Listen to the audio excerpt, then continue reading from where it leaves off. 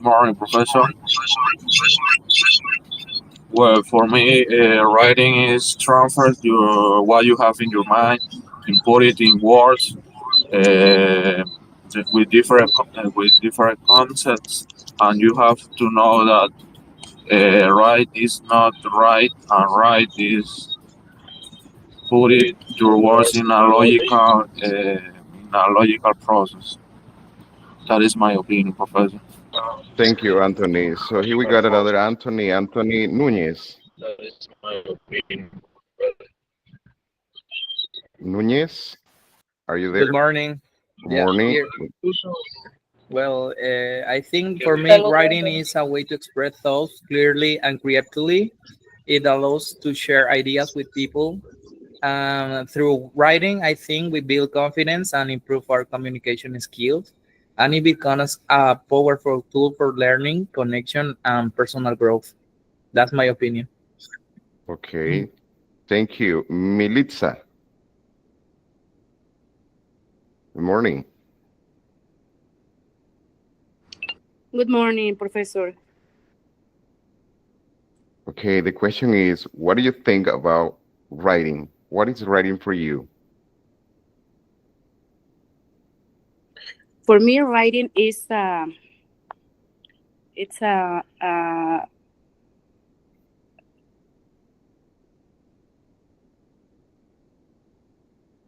it's the opportunity to practice the English uh, correctly uh, because because because when we practice when we practice writing, we learn to to improve our English English Okay. writing. I don't know. Okay. Yeah, so you already know, okay, you already know an idea about what writing is. And this is the subject that we are going to start studying in this month about writing too. So first of all, I will introduce myself. I am Professor Pedro, as I said before, and I am the one in charge to teach you these wonderful subjects about writing. And yeah, you're right. So writing is a process, as you said before. Okay, but before we go start, so I will appreciate you can take a note. You can take notes, right? About just to have an idea about like brainstorming about what is writing, as you said before. And also in this subject or in this area, let me show you the. Let me see here. Let me share something. Okay, so before we start the class, I'm going to share it like a link, okay, because we are going to plate millimetered about writing. So those are specific questions that we are going to have to just to select the best option. Okay, so we're going to play this millimeter. Let me share it here the link. Okay, so I would appreciate you can works on this uh, previous activity.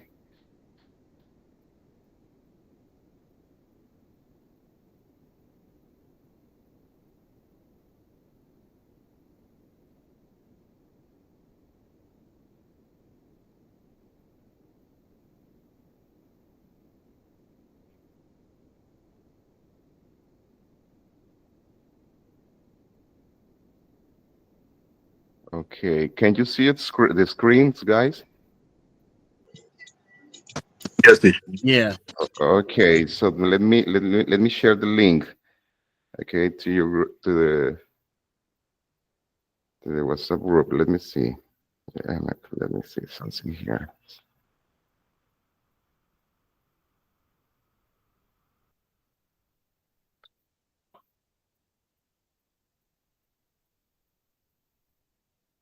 Okay, I already shared it to you these links. So try to open it, please, and let me know.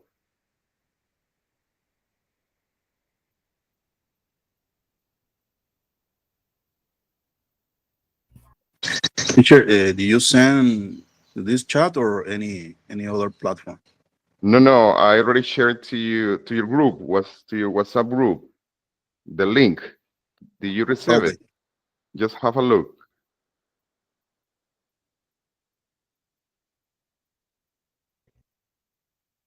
No yet, Professor. Not yet. So try to open Mentimeter, please. And I will let you know about the code. I think it's better.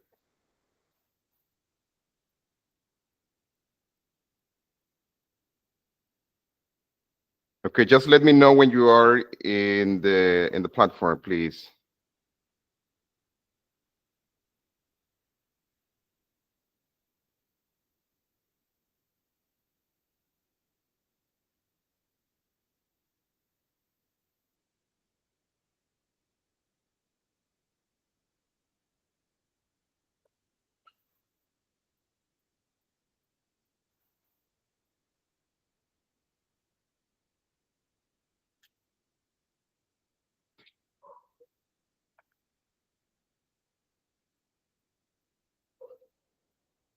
Okay, I will send it again. Okay, do you receive it?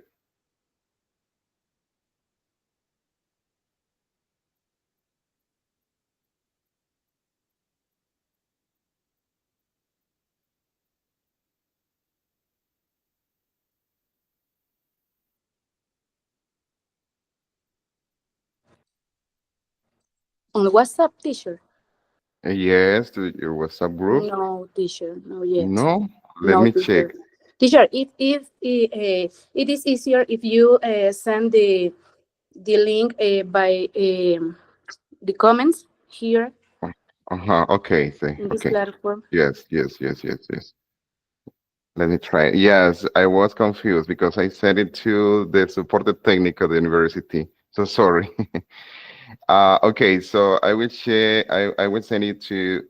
Let me copy the link and I will share it right away. Thank you.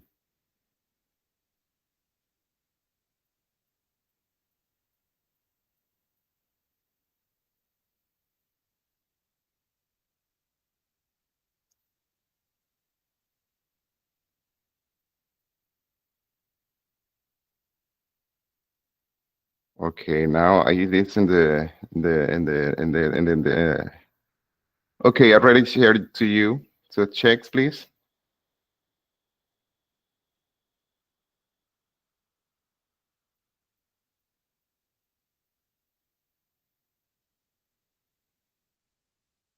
Okay, now we got 3 player, 5, 6, 7,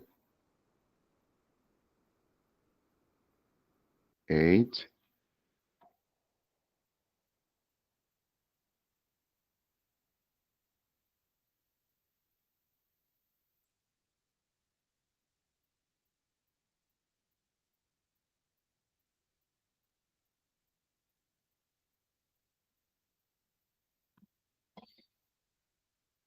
Okay, now I got 10 students here. 11.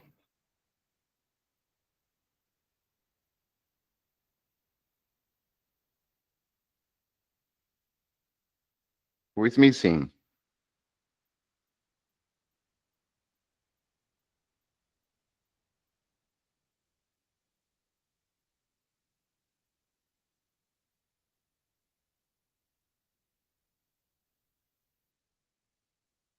Okay, so here I got just 11 players. So is anybody else who couldn't get into the platform or it's waiting for it?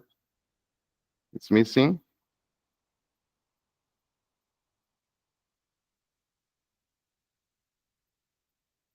Okay, here we Teacher, got, I uh-huh. already joined, no? Gustavo, no? Yeah, so I got just 11 players here. So I don't know if I don't know if missing someone here to just to play this brainstorming games, which is Mentimeter, which is related to our subject. Well, let's start, okay? So as I said before, so just we have here 11 players. So we're gonna start. Ready?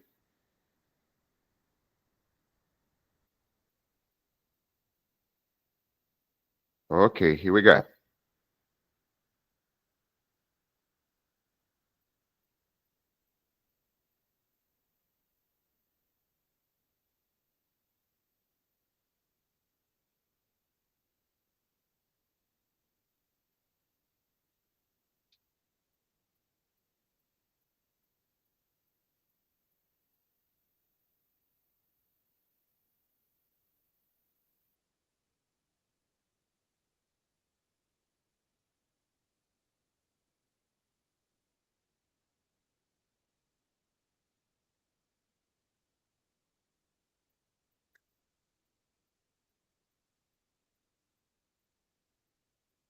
Oh, this is okay.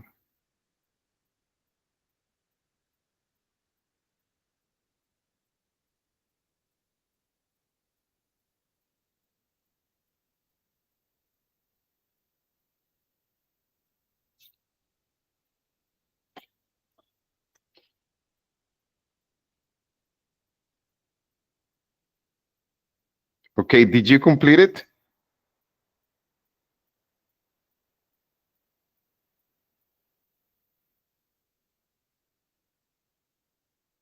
Just one, teacher. I don't know why. Yeah, I Oh, couldn't respond as well. yeah, why? Maybe Okay, I can so have. there were like, yeah, there were 11 slides. Did you receive the 11 slides? No, it I was I just one. received the first one. Or just the first one? And that was another one. Okay, let me try it again because I don't know what's going on with this. Let me check. Can we try again? Yeah, of course. So we're gonna do it again. So let's see. Yeah, because that is not just appear. Just how many questions do you get there? Just only one? Yes, just one. Yeah, yeah. That is what I. Uh-huh. Let me see again. Let me try.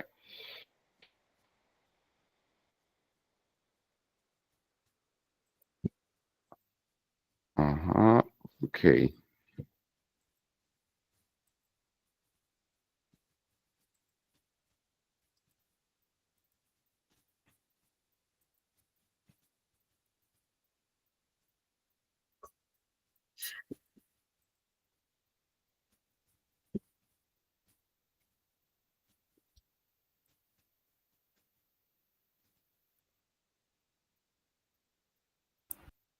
How Okay. much? Try it. Try it again. Try it again. Try it again, please.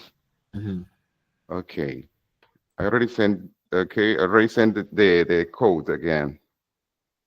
Just let me know. Okay.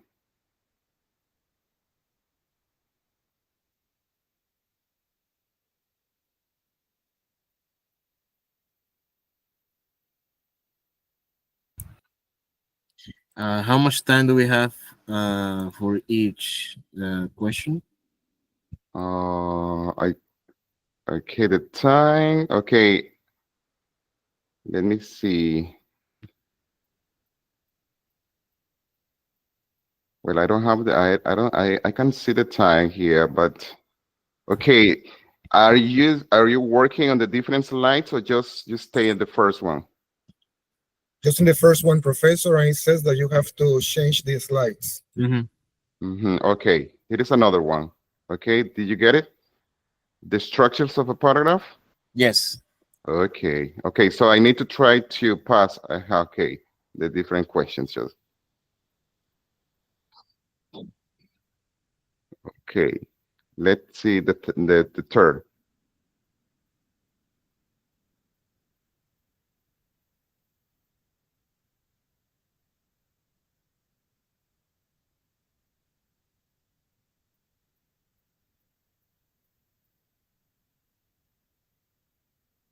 Okay. 6 students have answered this one. The topic sentence or main idea. 7, 8, 9.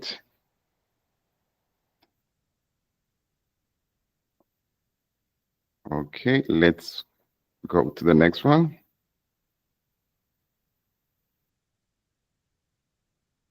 Okay, congratulations to Anthony, Gustavo, and Caris. Excellent.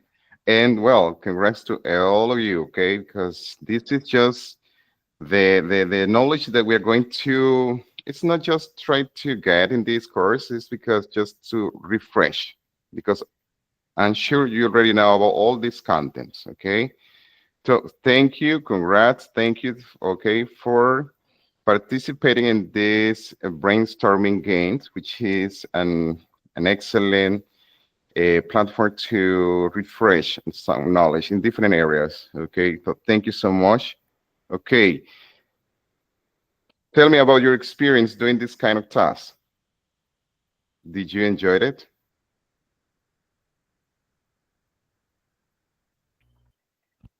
It was pretty cool because you have to analyze the questions and giving an answer in like 30 seconds and thinking what you have in your brain and at the same time. It's pretty cool. Yeah, because as I said before, you already know about this content. This is just to refresh those ideas. And I think the last three questions, which were about the kinds of paragraph, well, in those three questions, so just you have to identify the topic sentence of each paragraph. I mean, what kind of paragraph was, right? For example, the word expositories, the narrative, the descriptive paragraph as well. So there you got three examples of topic sentences, and which you have just to select or to identify what was the topic sentence of the expository, of the narrative. Okay, that's what you have to do. That's not a definition for every single paragraph there. It was just examples, just to identify what kind of paragraph was that. Okay, good, excellent. Okay, thank you for sharing this. To start any class, it's very important for me to work with brainstorming, okay, just to refresh. And also, well, now I want you to introduce yourself because I want to know, or I want to know who are my learners, right?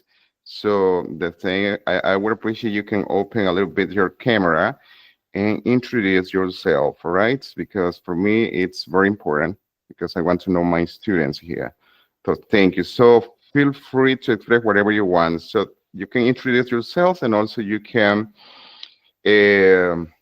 you can explain why do you want to learn or why do you want to improve your knowledge in writing, okay? Or what do you expect for at the end of this course, okay? Thank you. Let's start with Caris. Caris, will you be the first one, please? Sure. My name is Caris Alvarez. I live in Kaisan. I work for an organization. I am the secretary.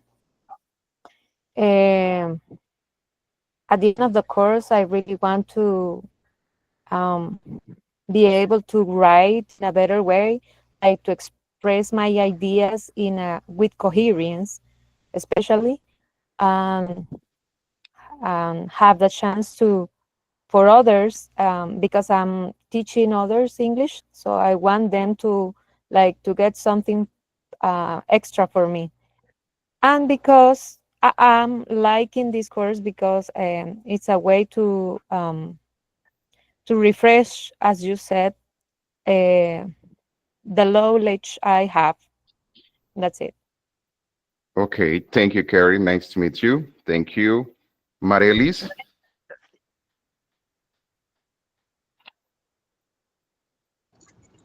Good morning. My name is Marely Santana. I am one of the most hated person in that moment in the country. You know that I am a teacher and I work at the Comarca. And also, I I have to confess that I'm not too good on writing, but I also I like grammar, so it's very contradictory. But um, I would like to learn and also refresh the previous knowledge that we have. So nice to meet you, Professor, and nice to meet you guys.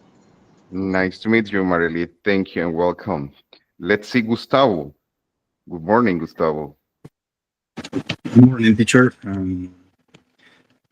Check. Okay.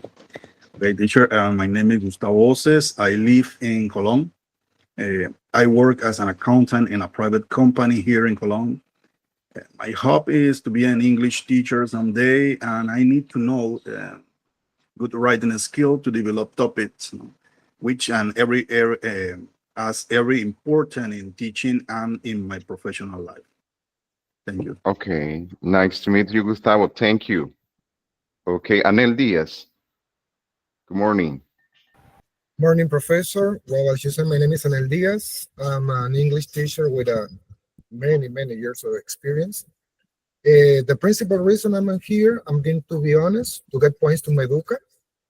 And the second reason is, as an English teacher, it's very important to be updated and refresh all the things that we have to transmit to our students.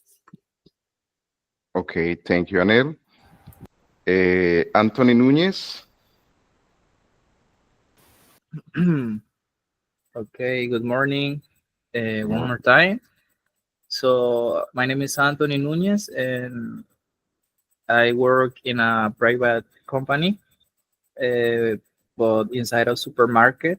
I have not been teaching since 2, 3 years ago, so I don't have the experience of teaching yet. Uh, at the end of the course, I would like to improve my writing skills, get a stronger grammar and vocabulary, have a better organization to write a strong paragraph, or I will say like a logical introduction, supporting sentence, and all those stuff. And of course, I would like to improve my confidence in expressing my ideas. So that's it. Thank you. Thank you, Anthony. Let's see, Shirley.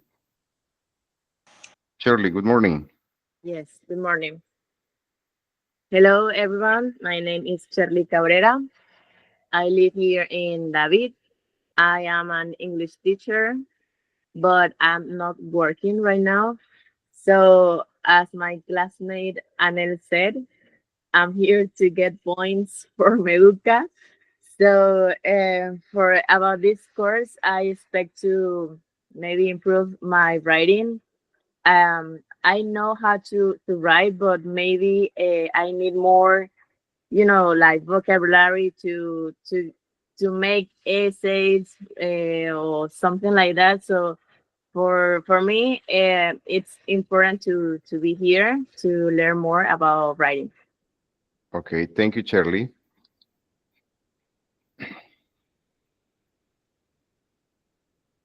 A ver, let me see who's missing here. Dania Aguirre. Yes, hello everybody. My name is Dani Aguirre. I live in David. Also, I am English teacher, but I don't work right now. And well, in this class, is very important for me because really, uh, I don't be a good writer, and I want to improve the skill and learn more. How can I do better? Okay, thank you, Dania. Freddy. Okay. Hello, Professor. My name is Frederick Villarreal. I live here in David. I work in a pharmacy. Well, I think that good writing is good to express our ideas in the best way. Whatever is in the school or work, the is being able to communicate. Is easy to make us to understand better. Okay, thank you. Nice to meet you, Freddy. Hector.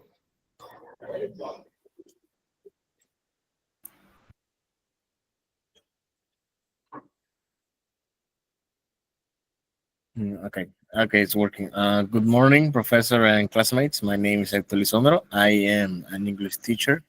I work at Instituto Laboral Nueva Luz. I teach English during Saturdays. And from this class, I expect to improve my writing skills the most. Yes. So Okay, thank you very much. Thank you, Hector. Marelis.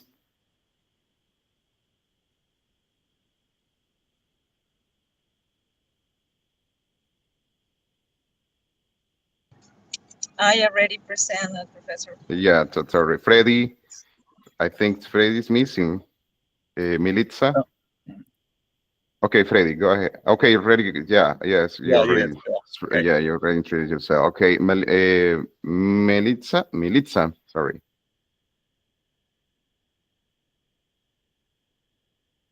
Okay, who is missing apart from Militza?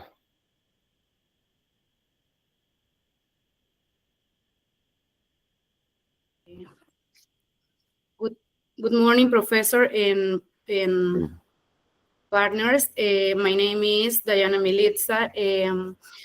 I live in Cerro Punta. I am working in a B&B in Cerro Punta.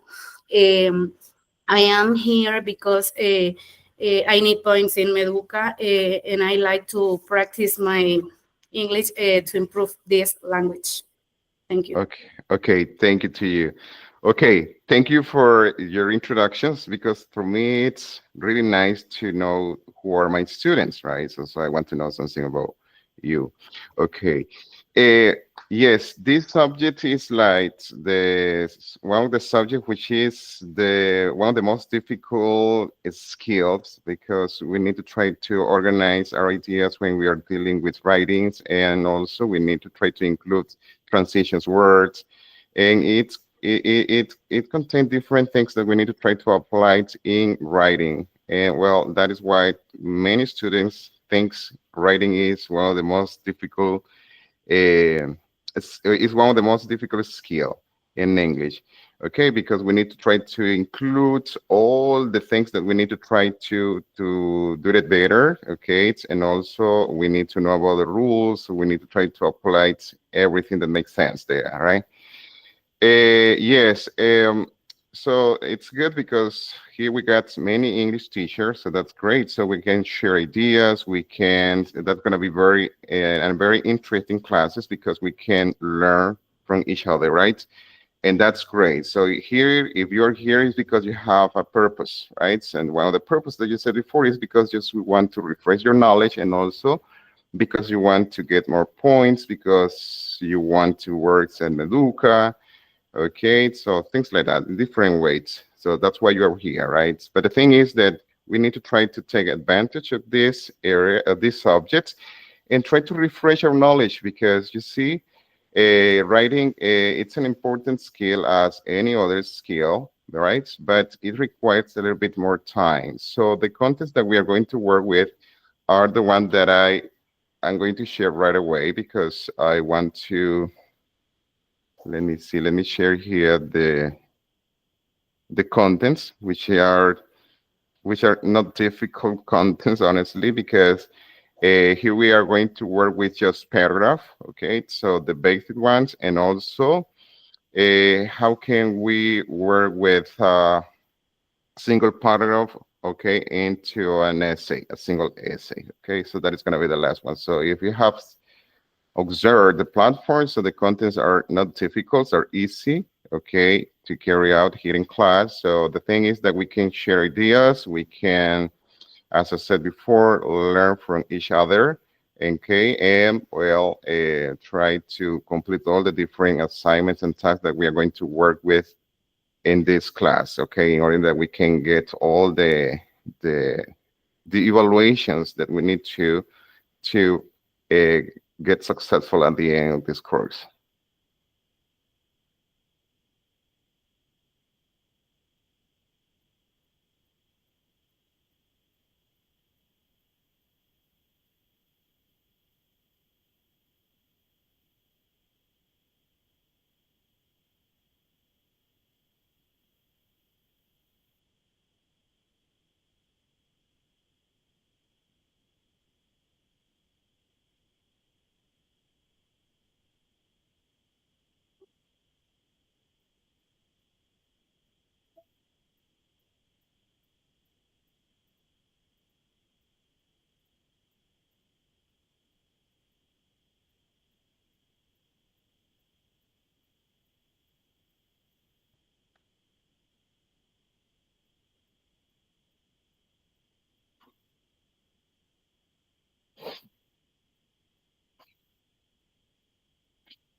Okay, this is the main page of the handout that I have for you here.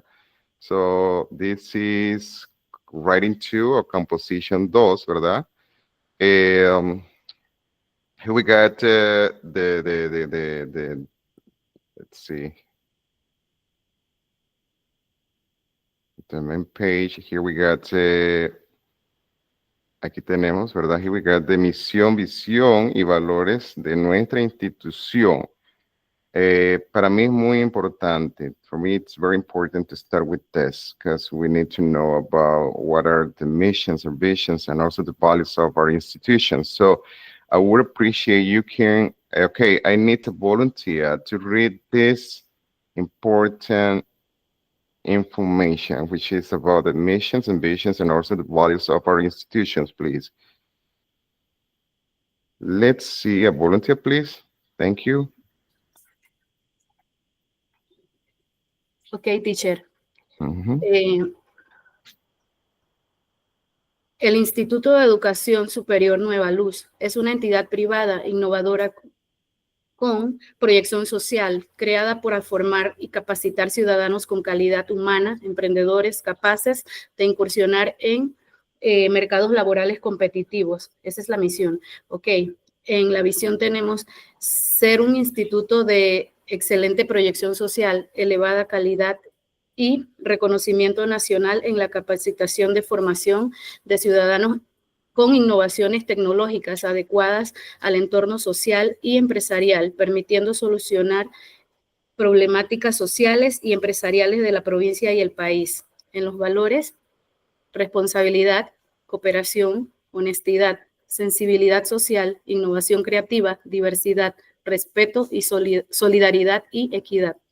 Okay, thank you so much. Yes, for me that is very important to read what are the missions, visions, and also the values of our institution. So thank you.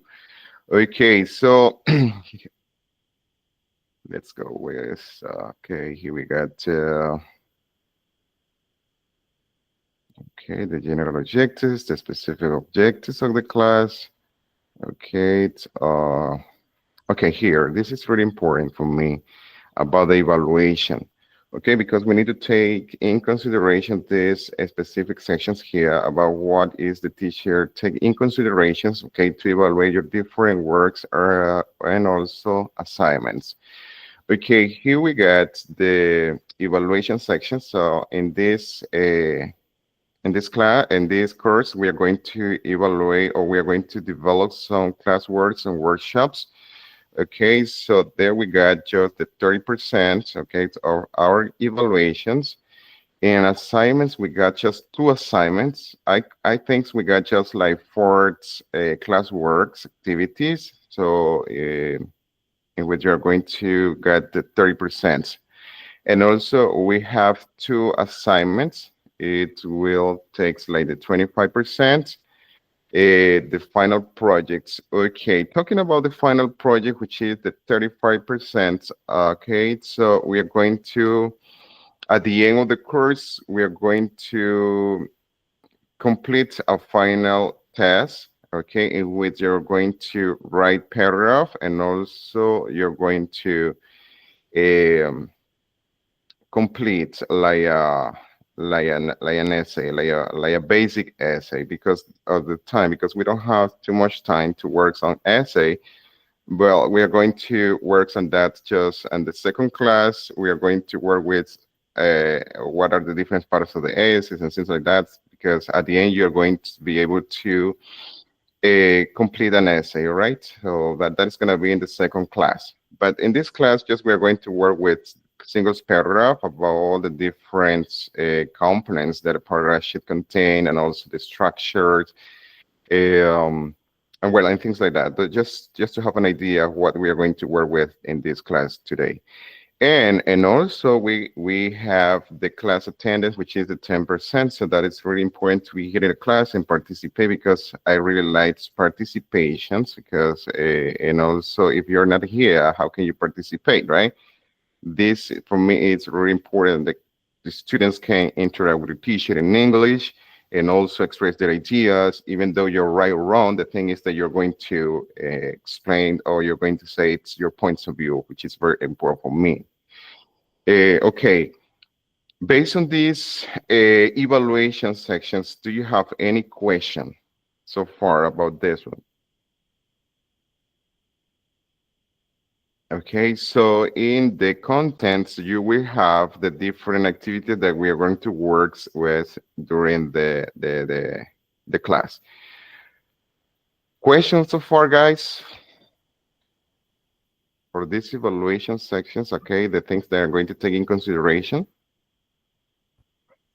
No, Professor. Okay, good. Okay, let's go to the next page. Okay.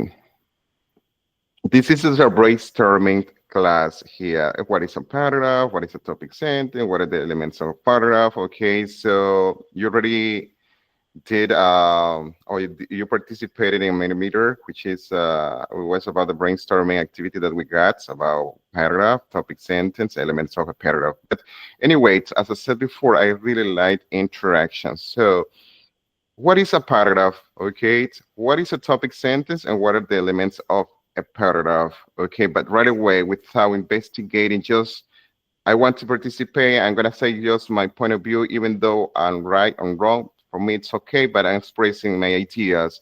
Okay, so don't try to investigate about what is a paragraph, topic, sentence, elements of a paragraph. Just try to go back to your knowledge and try to express your ideas. Volunteer, please. Just you can start by giving the answers of those three questions there. What is a paragraph, elements of a paragraph, and a topic sentence right away. A paragraph. Mm-hmm. Can you hear me? Yeah, sure. A paragraph is a set of sentences. Mm-hmm. A topic sentence? Yes, A like topic that. Yeah, precise and concise. That's okay, right. topic sentence is the main idea in the paragraph. Mm-hmm. And what do you mean with the, sorry to interrupt you. And what do you mean with the main idea? What the paragraph is about. Mm-hmm. We have to be specific, go to the point. Okay, because English is more precise than Spanish. Spanish is like more romantic. In English, we go straight to the point. Excellent. Good. And the elements of a paragraph?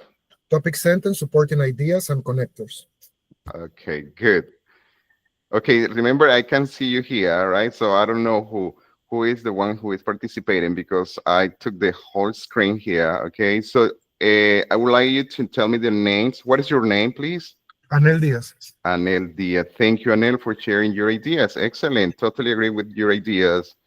Okay, let's see another student who wants to share something about these three questions here.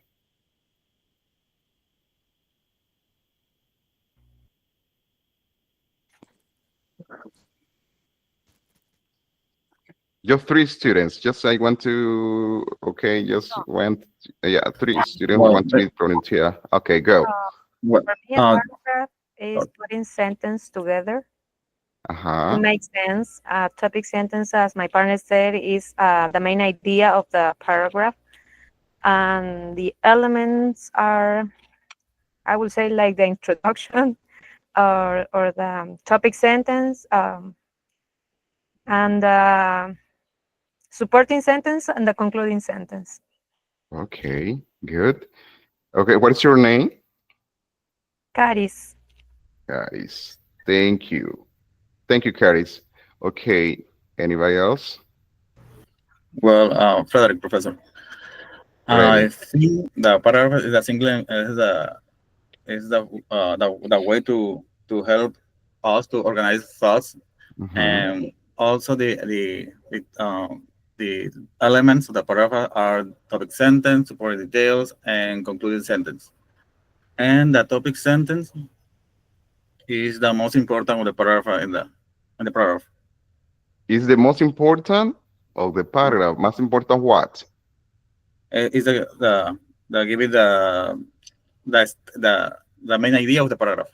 Okay. Tells what is the paragraph is about. Excellent. Good. Congrats. Thank you. What is your name? Freddy, right? Yeah, Frederick. Frederick. Okay. Thank you, Frederick. Okay, thank you. Okay, okay, excellent answers, okay, about what is a paragraph, topic sentence, and elements of a paragraph, as you said before, okay? Uh, uh, we have different definitions of our paragraph, but at the end, we got the same one, right? So in different forms, different ways, but at the end, just we have, okay, we are related to the specific meaning or definitions of a paragraph, but we're going to discuss those definitions at the end, okay, later. Okay, here we go. Thinks about someone you know well and brainstorms as much information as you can about him or her, okay? But we're going to do this in specific brainstorming task, okay? But before we're going to this specific task, I'm gonna ask you a question. What is pre-writing for you guys? Pre-writing. Rewrite is like the previous collection of ideas. Um, for example, when you want to create a paragraph about a specific topic, well, first you have to think in the ideas that you're gonna develop. So I guess that this is the pre-writing. Yeah, totally agree. You're right. Yeah, writing is that. It's collecting ideas previously to start our first writing. Okay. And also, when we are doing with pre-writing, apart from collecting ideas, what else can we include as writer?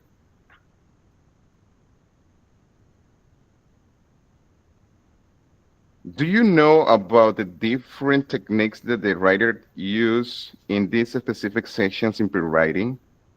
What are those techniques? A draft. We start to write a draft. A draft, you say a draft. Uh-huh. Okay. And what is a draft?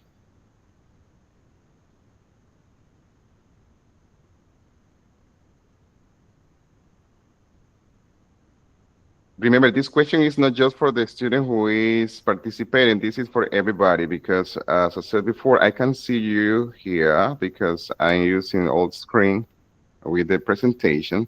So I would appreciate you can take your name and you can participate because so that way I can take your Professor, name here. Yeah, please. my name is Marelis. Marelis Okay, Santana. Marelis, Marelis. Yeah, that's what I want to know because I can see you here. Okay, as I said before, you said draft. Okay, Marelis says draft. Okay. Another student who wants to say, what is a draft? What is a draft? Well, rough draft, which is another name that we got, but both are the same. Anel Diaz, is a free writing that we do at first, and we don't pay attention in coherence, in rules. We don't pay attention in rules. It's just, as you said, a brainstorming of the original idea that we have that we are going to write. Then after that, we are going to start, polish. We're following all the rules. Yeah, by applying grammars, okay, it's all the things that you want to include there to do it better, right? To improve it at the end. So as I said before, writing, as your partner said, writing is collecting ideas. Okay, good. It's collecting idea, and also you think about a draft. And also your partner said here that drafting is just try to write whatever you want. Feel free to express whatever you want there based on the topic without thinking about grammar mistakes, things like that, right? Because at the end, you will collect all that information, the one that you consider is very useful for your topic, and then you were going to take the ones that you consider are the best to polish, as your partner said here, your paragraph. Okay, good ideas. Okay. Do you have, okay, can you tell me about the different techniques that the writers use to collect informations? At least just mention two of them. Teacher, could be note keeping. Note taking. You Note taking. all the information that you are gathering, no? The information that you are gathering. What is your name? Gustavo. Gustavo. Okay. You And, said um, one of the techniques the director usually use to collect information. You said, could you repeat again the names, please? the note keeping, no? You are Not gathering keeping. when you gather information and you are going to write, and could be Okay. brainstorming too, I believe, no? Yeah, everything. Okay, all of those techniques are related to brainstorming. Good job. That's right. Good. Thank you, Gustavo. Okay, another techniques that you consider it's very useful for writers to collect information, guys. It can be interviews Interviews, or questionnaires. questionnaires. Okay, questionnaire could be a good technique also because you need to try to collect information, right? So you will think about asking questions or doing an interview, you can collect, but it depends on the topic as well, right?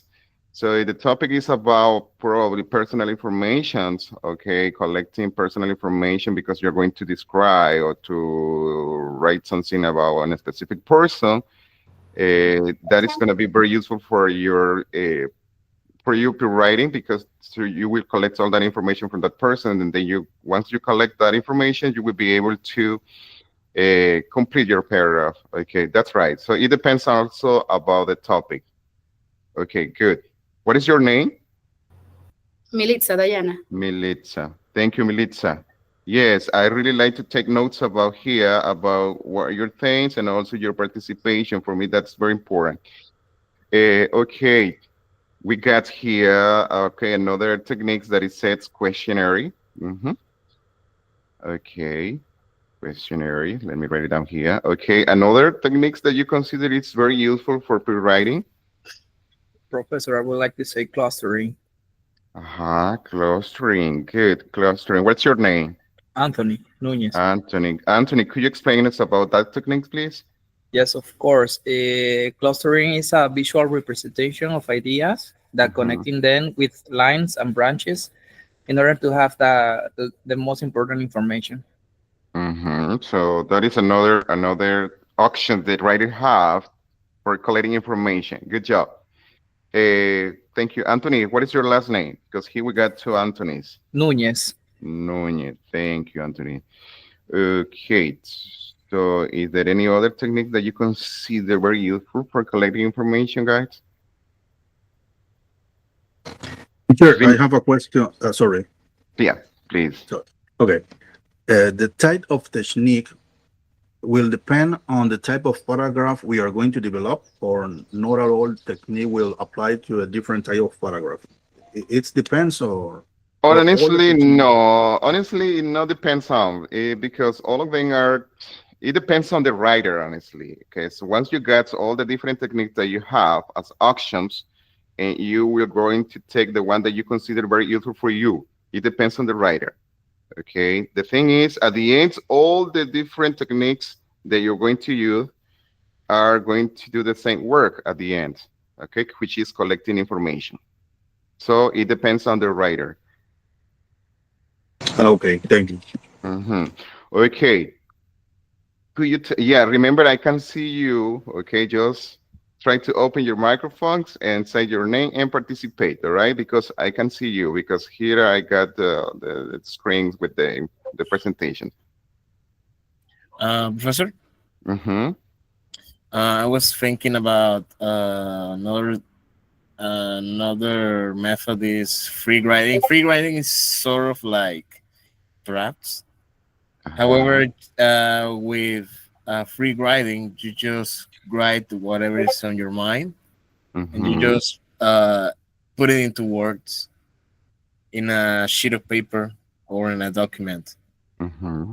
Because you write whatever is going to in your mind, doesn't matter if it is in disorder, and then you read it, and then you organize it.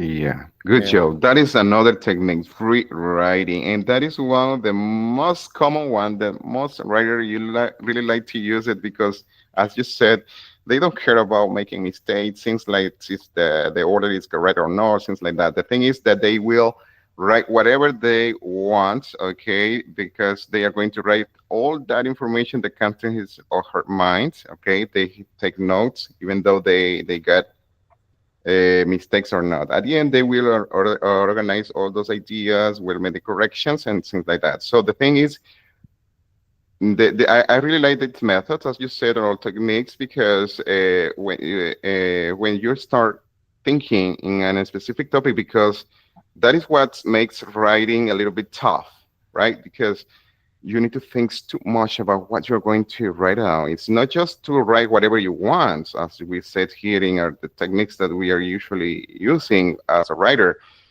Because as I said before, so at the end, you're going to try to organize everything. So try to apply to all the corrections that you have there, because based on, it depends on the information that you have collected. Probably you have grammar mistakes there, but you need to try to correct them, and well, try to apply all that information there in order that you can do it better at the end, right? So, but free writing is one of the best techniques that most of the writers usually use to collect information, because they don't have to think too much. The ideas that comes to their minds, those are the ideas that they have to write it down, right? At the end, once they have all the bunch of information that they have, they will select which are the ideas that they are going to work with or not.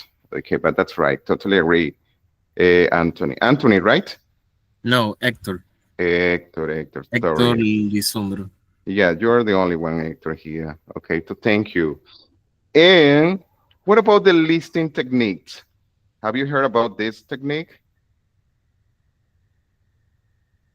Yes, Professor. I was about to tell that technique. What is your name? Uh, What is your name? I'm Yeah, Shirley Cabrera, because that Shirley, is yeah. what I usually do. It's easier for me, like Uh-huh. list some words, phrases, some short ideas, and with that, I'm able to know what I want to write in my paragraph. And Mhm. so I usually use that one. It's easier.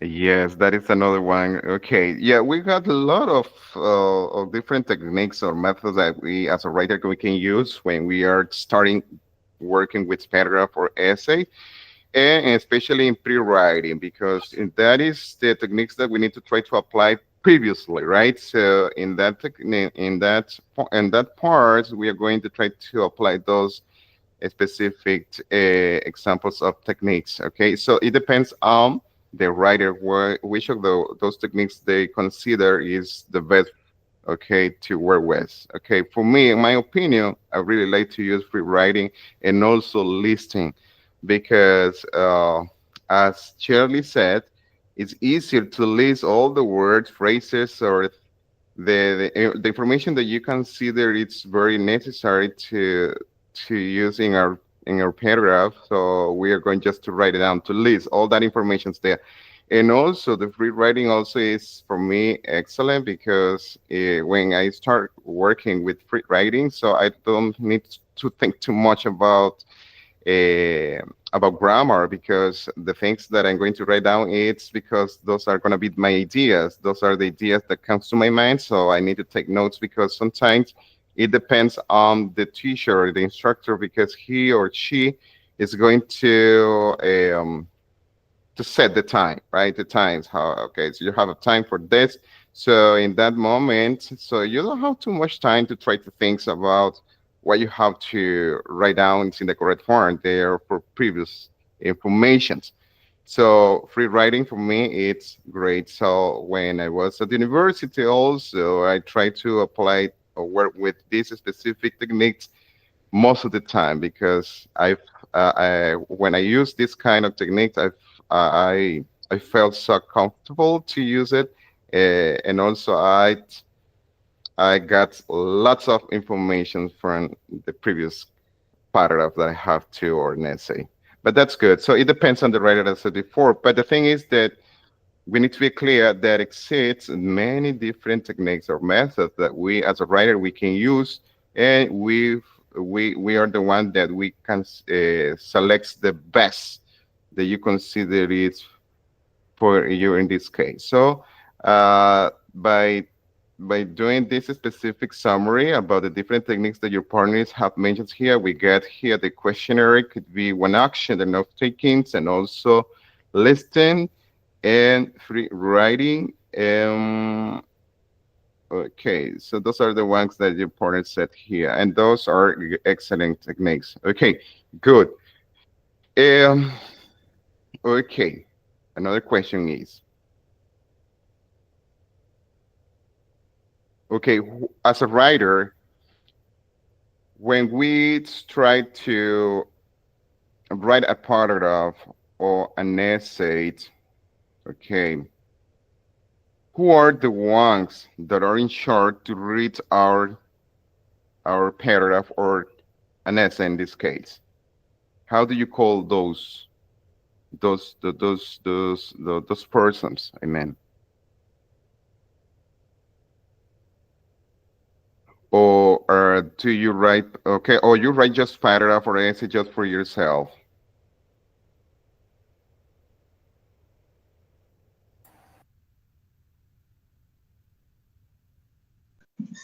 We write for readers, Professor. For the readers, okay, and also we can say to our audience as well, because it's like the same like speaking when we are delivering a speech, right?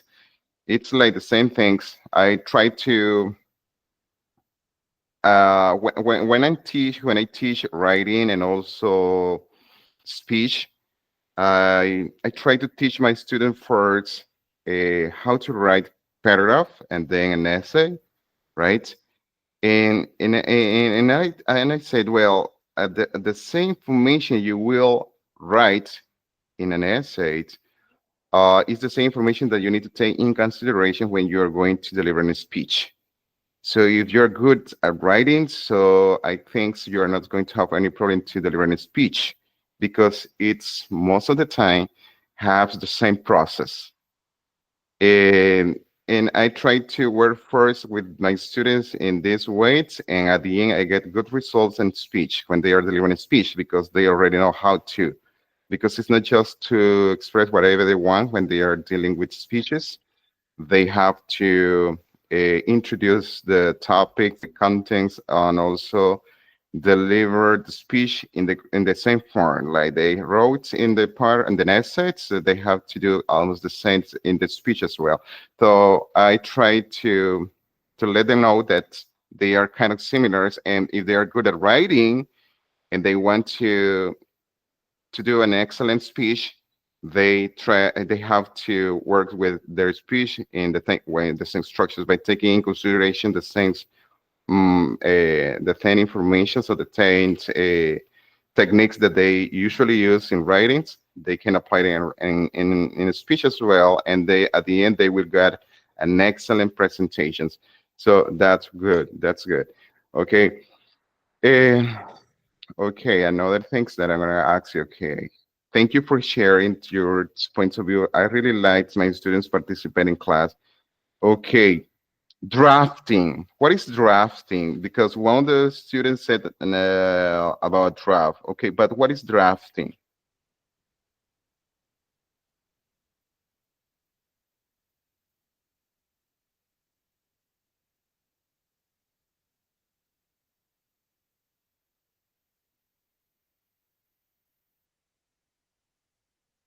Hello, are you there?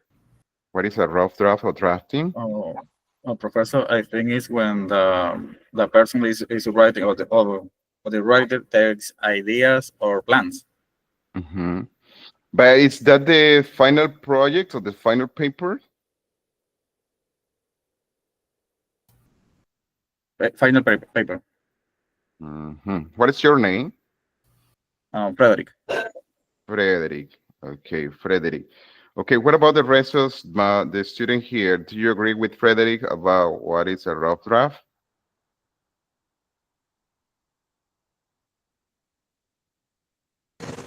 Teacher, I have a different opinion about the drafting. No? Drafting is when you write first, and you have to select the introduction, the body, and conclusion, but the first information that not the final information. Uh-huh, This is that is a an drafting. Okay, good show. Okay, yes, that's right. That is, what is your name? Gustavo. Gustavo. Okay, Gustavo said that drafting is dealing with the first paper. It's not a final paper. What about the rest? Do you agree with Gustavo?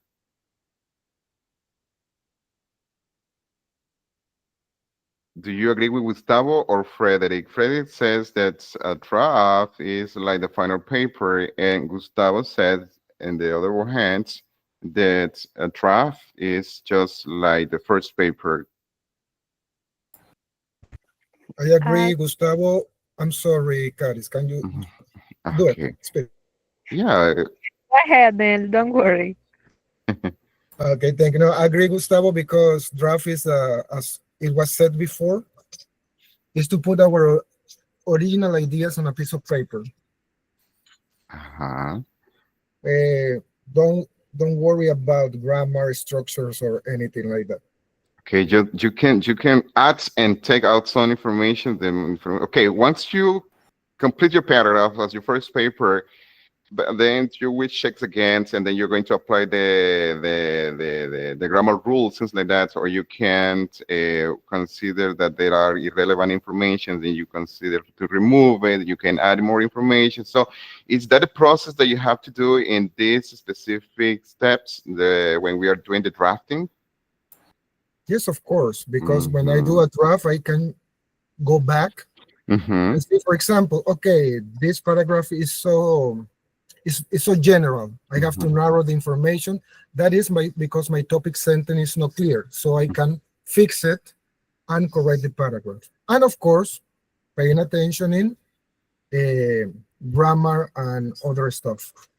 Okay, so thank you. Okay, thank you. Yeah, that's right. What is your name? Anel, Nail. Okay, good. Yes, that is what a draft is, guys. It's just like the first papers that the writer used to collect that information to organize all the ideas, it's like the name says, first paper. In that first paper, you can omit information, you can add information, you can apply the grammar rules there. You can use or you can omit some transitions words, the ones that you consider. You can check if the organizations of the paragraph is well structured or is well everything that you want to remove from there or add information that you can do. Feel free to do everything there because that is your first paper. That is not your final paper. So it's mean that to okay, that is the drafting. So when we are going to hand in the final paper, which is the last paper, the one that you're going to give to your teacher, because that is your final paper, you can see that everything is well structured, everything is applied there. Um, so in that specific paper, okay, so let me see. I'm gonna ask you questions based on that. Let's see. Okay, in our final paper, as a writer, can we still add more information or omit information? Okay, or we can just make some corrections there before we give this paper to our teacher.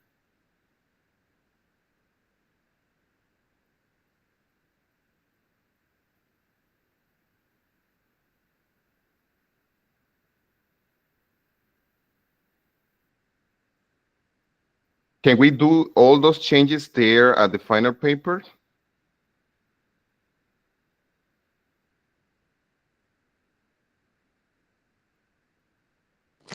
Well, I think no, because as we were discussing, um, the draft is for that, for add or for delete any part of the paragraph that we don't want. I think it's the answer is no. Okay, that's right, because it needs to be perfect, right? Without any mistake, without any corrections. Okay, so it should be perfect, because that's it's supposed that is your final paper, and that is the one that you're going to give to your teacher, all right, to evaluate your paragraph. So it's mean that you have checked everything, you have read it several times, you have applied the grammar rules, and also you have checked if they have irrelevant informations. Well, it's suppose if you're going to hand in this final paper, it's because you consider that it's perfect, so nothing to correct there, right? So that is your final papers. It needs to be very uh, okay. I would say it like perfect, because that's gonna be the word perfect, because I consider everything is well organized there and applied there. And however, the drafting, well, that is the paper that is considered your first papers. Is the one that you can add, delete information. You will check your grammar, and also you can check about your transitions words if they are the ones that you really they are the ones that much there in the sentences. If they have coherence, unity, the topic sentence is well organized, or is that is placed in the correct parts in the paragraph, etc., etc., etc., right? So because you already know about all that information, and well, you can do all the things in your first paper, but at the end, so it's supposed it's going to be the last paper, and that is going to be perfect for you according to your idea. So that's great for me. Excellent. Okay, now let's see about the structures of the paragraph. The structure. So you said they were like topic sentence. What else? Talking about structure. Supporting sentence. A supporting sentence. So talking about a paragraph, how many supporting sentences can we add in our single paragraph?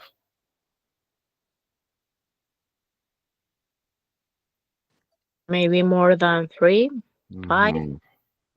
More than 3, okay, yes, but okay, it depends on the topic, right? And also, it is I think, as you said, maybe could be 2 or 3 or at least 4, right? Because if you write more than 4, it's mean that it's gonna be like it's not like a single paragraph, but it's considered like a paragraph that you can use in an essay part. But if we are referring just to a single paragraph, I think the best of a month of is uh, I would say supporting sentence could be at least 3 of them, 3 or 4. Okay. We got topic sentence, and also we got what was the one that you said? Topic sentence.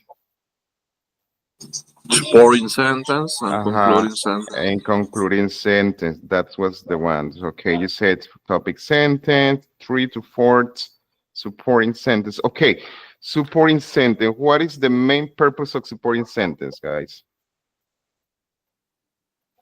Teacher Dania, it's Dania. Dania. Okay. Good morning. For me, the supporting sentences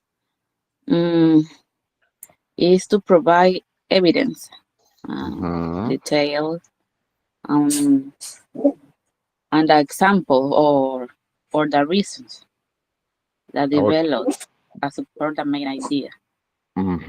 Okay, very good. And what about concluding sentence? For me, Professor, concluding sentence summarized the point of the transition of the paragraph. Because that is related to the main idea. It's like this, the one that you said is like a summary, because you're going to go back to the main idea, like to restate the main idea at the end. Okay, good. Excellent. Okay, very good. Congrats to participate in this set of questions about pre-writing about all the different techniques or methods that the writer can take in considerations when they are going to write a paragraph. And also we talk about the structures of the elements of the paragraph as well. Okay, so now we are going to do this. We are going to work with these brainstormings here. You said, think about someone you know well and brainstorm as much information as you can about him or her by taking in considerations these informations. Okay, for example, let me try to reduce here. Okay, a little bit. Okay, here we got. Okay, by taking in consideration this information, the name of the person, the age, home, appearance, personality, hobbies, job study, or others. Okay, I want you to try to have a look to this, right? And then you will follow the instructions, the one that we got here. Think about someone you know well and brainstorm as much information as you can about him. Okay. Now in this part here, I want you to select one of the techniques that you consider is the best for you and try to list or write information about this information about the names of age, home, appearance, personality, hobbies, jobs or studies or other things that you want to include there. Okay, so it's 9:26, so I'm gonna give you 5 minutes to collect information about this information. Remember the name of the person. Try to think about the person that you're going to describe here. Okay, so try to work with this. Just write the name of the person and try to collect information based on these 8 words that we have here. Okay, it's referring to that specific person. I'm gonna give you 5 minutes, please. Okay, ready? Do you finish? Do you brainstorm about these informations? You did?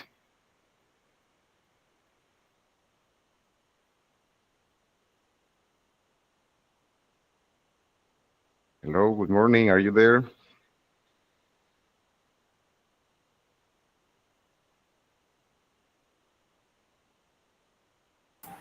Yes, Professor. It's just brainstorming, right? It's just a brainstorming, collecting idea about these informations, okay, from that specific person. Okay. Yeah.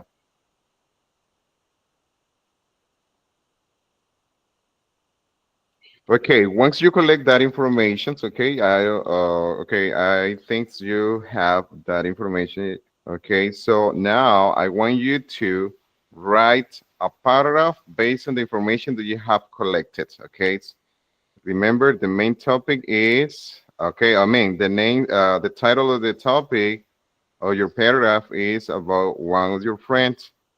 Okay, or someone you know, could be a friend, could be okay, any person that you want. Okay, it depends on the person that you were thinking about. And you have to collect that information that is required. And once you get that information, so you would be able to write a single paragraph by using the information that you have collected. Okay, so there I will give you, it's 9:33, so at 9:50. So we're gonna stop at 9:50, and you're going to read. Okay, okay, so you read or you share. No, I think it's read. Okay, because this is just previous knowledge. I want you to read your paragraph. Okay, by taking in consideration the different elements that you need to try to add in your single paragraph. Okay. If you have any question, just let me know, please. So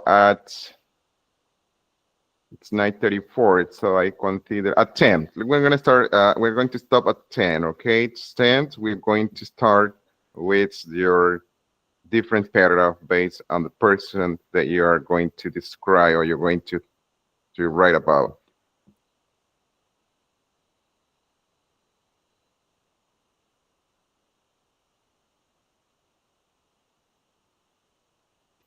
If you have any question, please let me know. I'm gonna be here, okay? Waiting for your paragraphs because 10 we are going to stop and then you're going to read your example.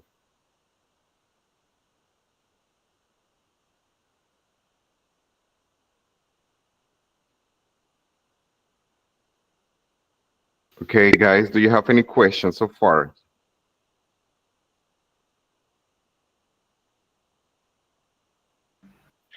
At the moment, no, Professor, but do we have to submit this to the platform as well? No, of course not. You don't have to submit that to the platform because this is just like a brainstorming. So we are in brainstorming. We haven't started the course yet. Mhm. All right. Okay. So yeah, this is just try to brainstorm all those information that you really need to describe someone, and also try to once you collect that information, okay, so you're going to write your own paragraph, including the topic sentence, the supporting sentence, and also the concluding sentence. All right, and we're going to stop at 10, and then we're going to share the different paragraph, and well, and then we can continue with the course. Okay, Professor, thanks. Sure, I choose the topic job and study, but if I talk about a friend, it is a paragraph of 4 or 5 lines, more or less. No, no more lines. I don't know. Okay, let me show you again okay, can you see the screens, the brainstorming activity? No, teacher. No. No? Okay, vamos a ver. Let's see. Let me share. Let me share it again.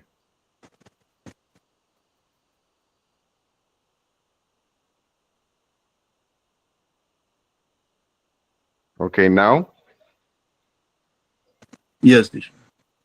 Okay, so yeah. Okay, what you have to do is here, like the thing, here's the instruction. Think about someone, okay? Just write the name of the persons here. For example, I'm going to bring information here about, okay, let's see, from Anna. Okay, I don't know who is Anna.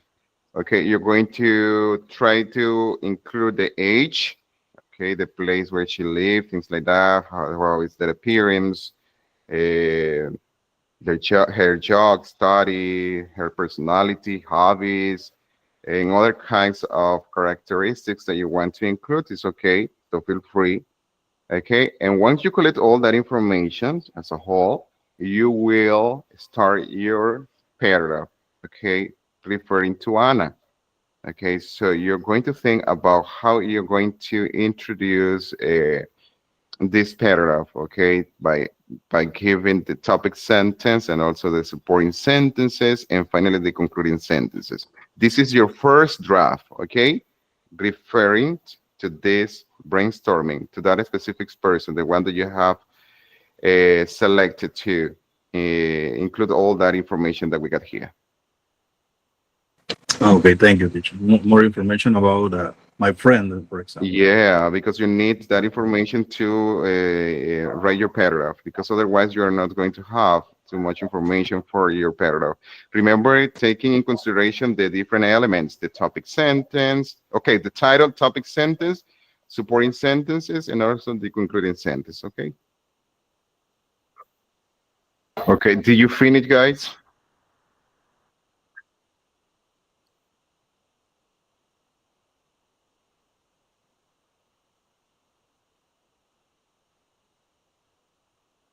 Okay, Anel, good.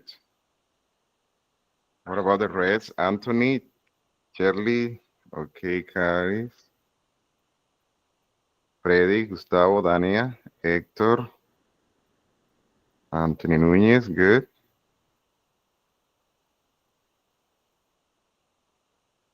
Marelis, Melitza, did you finish?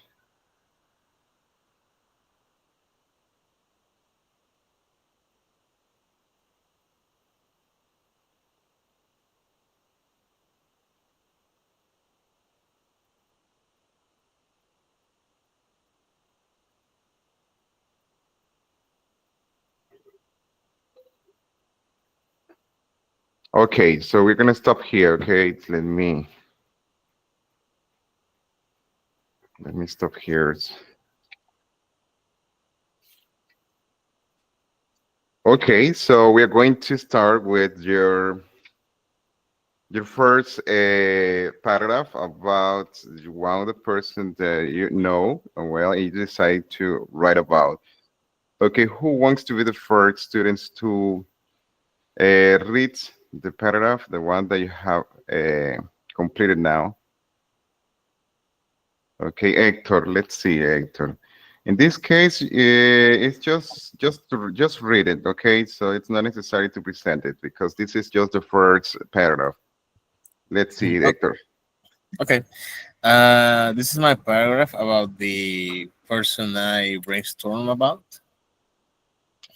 Uh, up, Here goes. A person I always look up to and trust is my best friend, Raven Howard. She is a 30-year-old North American woman. She lives in Lavadie, Missouri, 40 minutes away from St. Louis. Raven's a very caring and wholesome person. She's always giving good vibes whenever I am around her, and we always enjoy whenever we go out. Her hobbies are playing video games, listening to music, and doing art crafts.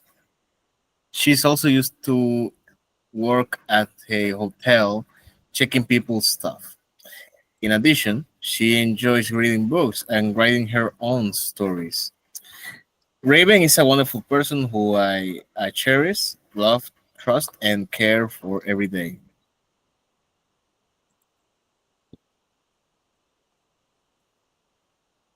Okay, finished.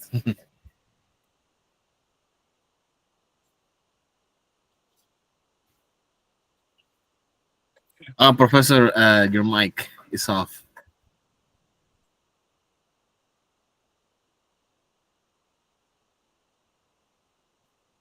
Thank you, Hector. Thank you. Yeah, Okay, I I can see really, now. yeah, I understood your content, your paragraph, and also the concluding sentence because it restate the main idea. Could you read it again, please? Just the concluding sentence, the one that you got there, please. Oh, sure. Raven is a wonderful person who I cherish, love, trust, and care for every day. Yeah, that really like your example because that is what a concluding sentence is. Restates the main idea, the topic sentence, and Yeah, and that's right. in a way, summarizing everything in a few words. Yes, that's right. Good, excellent. So I like the way you introduce your topic sentence, which is in the was in the first lines, and also you provide how many supporting sentences do you provide there? Two or three, or because I couldn't count them. Okay, I'm counting them. Yeah. 7 to 8, I believe. Yeah, Uh-huh. Okay. 7 to 8 sentences, supporting sentences. Supporting sentences. Okay. Okay. Hector, in a single paragraph, what are the amounts of lines that we as a writer we have to include in our single paragraph? Like, what do we have to add to No, no, no, supporting? no. The amount of lines that the writer have to or should include in a single paragraph. Well, well, two or two things. One, it depends on what the author is writing about, but two, if it is going to be a concise paragraph, as I would say, no more than five supporting Mhm. sentences. But it depends, obviously, of the topic. If it is Ah, about explaining something, then something very specific, then maybe a little bit longer. But I should say no more than five. more than five, yes, and also from 5 to 10 lines alone. Okay, it could be okay. The most recommendable lines that we have to include in a single paragraph. That's why it's a paragraph should be like very briefly because in those lines we need to try to include not only just the controlling ideas or the supporting sentences, but also the topic sentence and also the concluding sentence. All right. It's not like the thing like when we write essay, because in that way you can include more than those, right? But when we are talking about a single paragraph, it's very recommendable that we can take that in considerations. Okay, that we can include at least including the topic sentence to the supporting sentence and concluding sentence from 8 to 10 lines along. Okay, but that's good. It's good because you was concentrating in providing more information about Kate, about your person. And I really enjoyed the concluding sentence, because that is what I was paying attention. If you restate your main idea and you did it. Excellent, Hector. I really enjoyed your paragraph, okay, Thanks, about the Professor. person that you have selected. Good job. Okay, good. Excellent. I know you are experts. You're experts. So you have taking in considerations all the information that we have to complete our paragraph. Okay, so thank you so much, Hector. So let's see another one, please. Me, teacher, and this is Gustavo. like a yes. This is like a drafting, no? Yeah. And the title is My Friend Roberto. Okay. Okay. My friend Roberto has been a friend since childhood. Roberto and I grew up and studied together. After finishing his high school, he decided to study naval engineering here in Panama. He is now married and has several children. It was very difficult for him to graduate, as college was very expensive for him and his parents couldn't afford his studies. But he still managed to graduate, and today he is not only a professional but also has his own business. He is a very generous with others, helped his parents a lot, and strives to give his children the best education. After several years of not being able to see each other, we decide to get together to talk, and we always reminds about many adventures from when we were children. Today, he has a grown children, a great family, and enjoys the benefits of his job. He hopes to give his children the best he could have had as a child. Thank you. Okay, thank you, Gustavo. Okay, what do you include in your paragraph, Gustavo?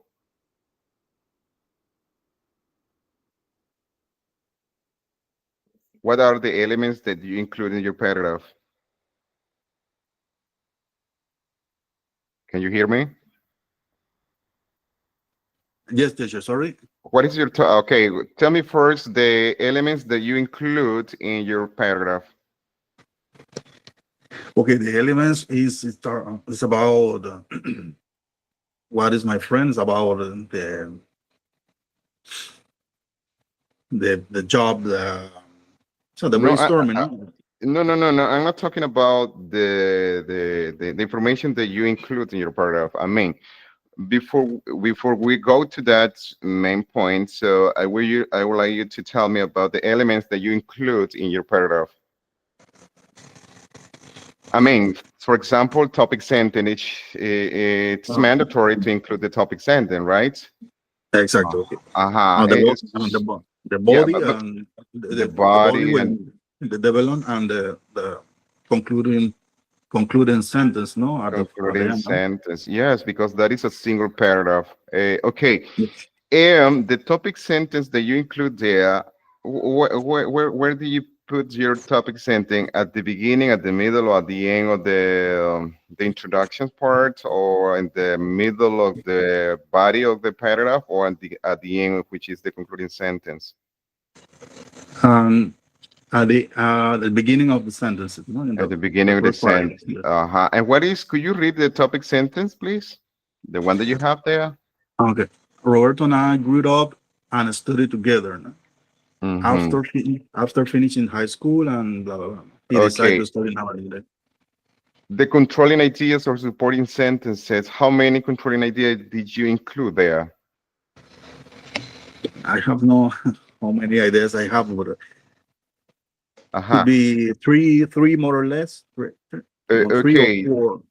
Talking about concluding, sorry, talking about supporting sentences,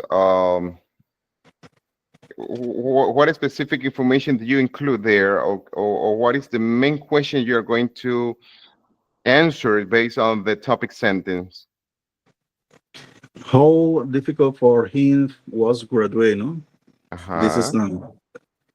not, as a college was very expensive. That is the controlling idea, no? And Uh-huh. how he get the university degree, no? Yeah, that's right. Good. And also, when we are going to provide the controlling ideas or supporting sentences, is because we need to be clear that we need to try to answer in a specific question, like what does the paragraph explains about the topic? Okay, so if we got that specific questions in our minds, so it's going to be easier for us to provide that specific information, which are including in the controlling ideas or supporting sentences. Okay, and finally, Gustavo, the concluding sentence, could you read again, please? Today he have grown children, a great family, and enjoy the benefits of his job. He hopes Mhm. to give the children the best he could have had as a child. Okay, okay, excellent. Gustavo, thank you for sharing your paragraph. Remember, this is your draft, your first draft, and okay, just last question. How many sentences should contain a single paragraph? What is the amount of lines that a single paragraph should contain? No more than five, teacher. From 5 to 8, or from 8 to at least to 10 lines long.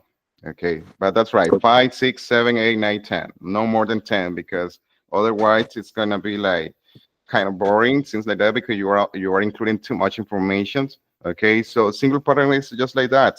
Be briefly explains the topic sentence, provide at least three supporting sentences or contrarian ideas, and the concluding sentence. Okay, but that's great. So it's 10:05, so we are going to have a break now. Okay, so our break time is going to be just 15 minutes. Okay, so it's 10:05, so we're going to go back at 10:20. All right, so we're going to continue with the rest of the students here. Okay, questions? Okay, thank you, teacher. Okay, so we're going to go back to 10 and 20. All right, so take your break.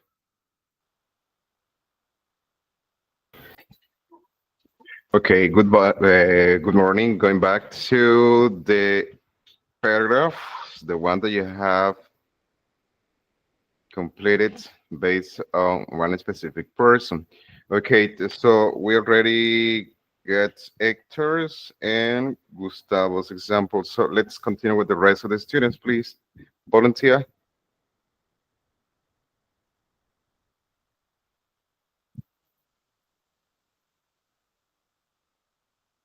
Hello, good morning. So I'm going to talk about my paragraph. Caris. Okay, Caris. Let's listen Caris' paragraph. Okay.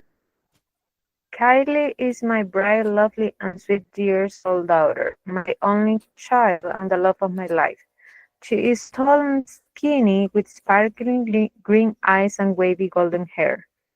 Kylie is smart, very friendly. She enjoys social interaction with other kids, even with adults.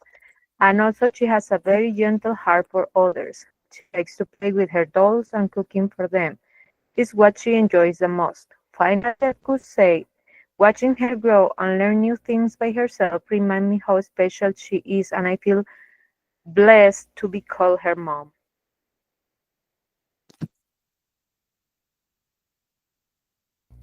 Professor, your microphone.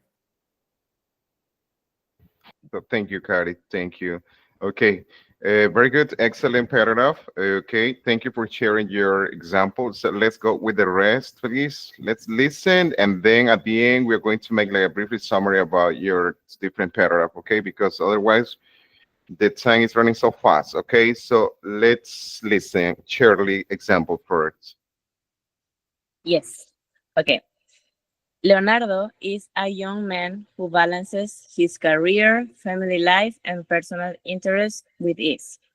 He is a 29-year-old guy who lives in David with his mother.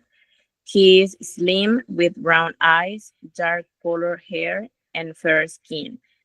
And he also has a friendly, respectful, and kind personality that makes him easy to get along with. He enjoys playing football in his free time and is passionate about staying active. He is not only a great physical education teacher, but also a caring and supportive person. Basically, Leonardo's just an awesome guy who's easy to like and fun to be around.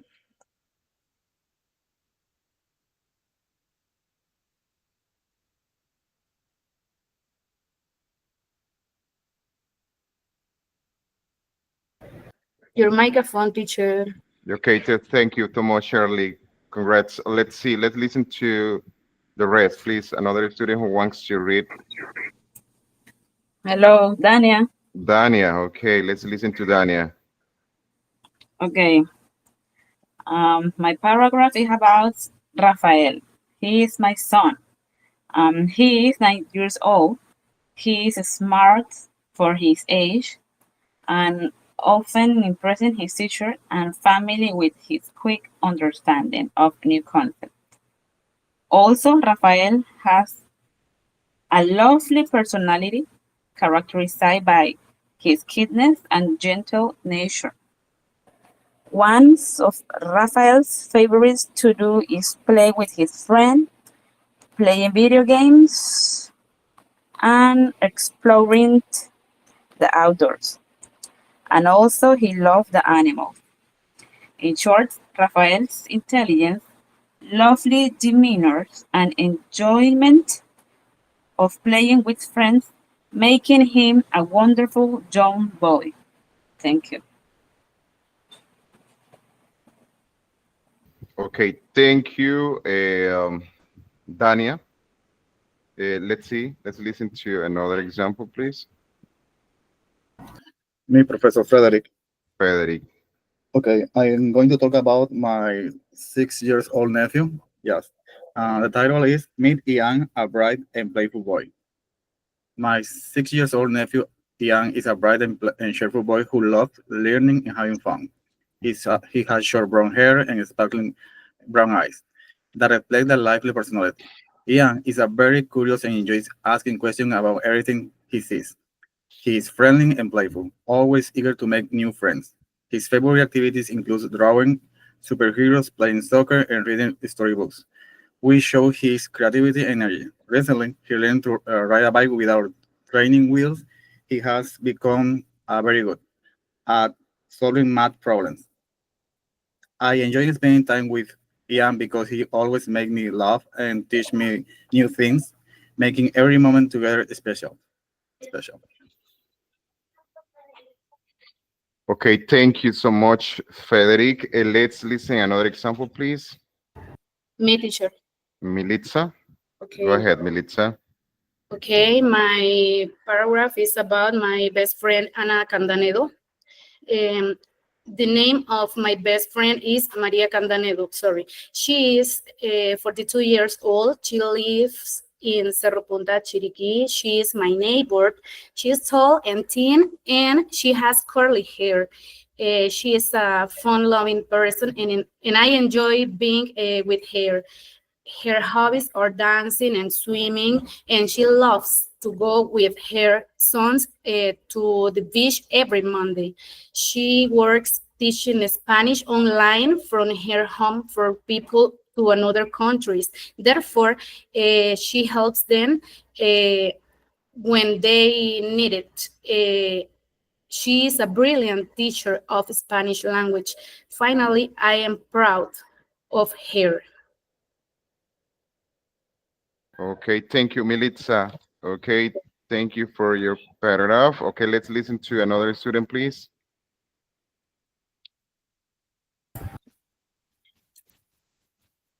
Morning again. Okay. Anel, go Anel, ahead. Mm. a great friend. I have few close friends in my life, and one of them is Alina. Alina is a remarkable, strong professional and kind woman. At present, she is 35 years old, married, and has one child.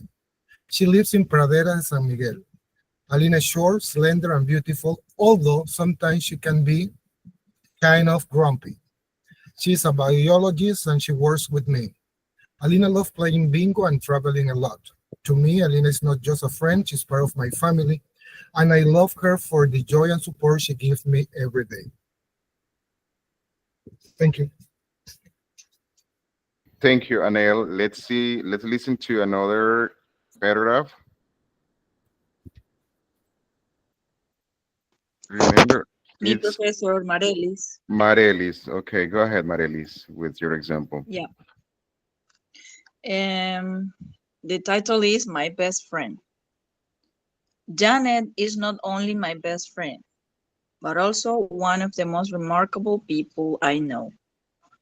At 31 years old, she lives in La Pintada Cocle. She's tall, a little chubby, and has beautiful long dark hair that complement her radiant smile. What makes Janet truly special is her character. She's honest, responsible, and incredibly kind. In addition to being a loyal friend, she's also a hardworking professional.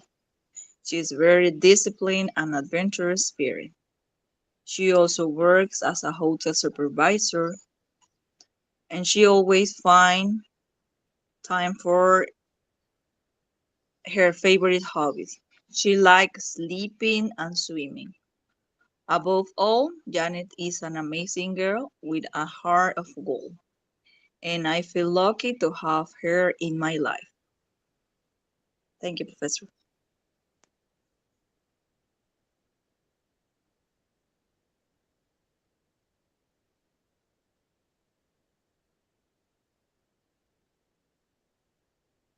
Okay, thank you. Thank you so much, Mareli, for your paragraph. Okay, let's listen another example, please.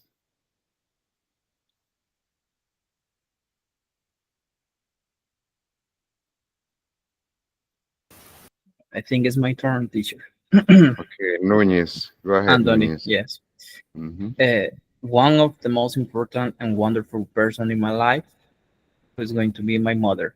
She is 46 years old. She lives in La Riviera, although she is originally from Puerto Armuelle.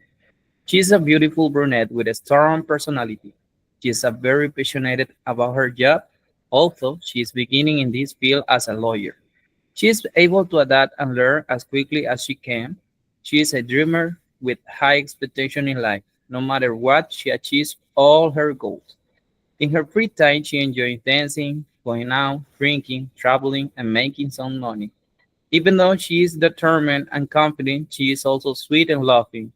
No one can choose who their parents are going to be, but if I had that opportunity, I would never change the mother I have to live in my life. I admire everything about her, and I feel lucky to have such a strong and inspiring woman as my mother. Thank you. Thank you, Anthony. Let's listen another one, please. Remember, this is mandatory that all the students here participate in class and also provide the different examples of paragraph that you have done and share with the rest of the participants here, please. So please, so we need to try to set it right away because you see, we need more time to explain more contents, or we're going to go to in depth to the different parts of the paragraph. But before that, we need to listen to different paragraphs that you have written down, okay? Please. Who is missing?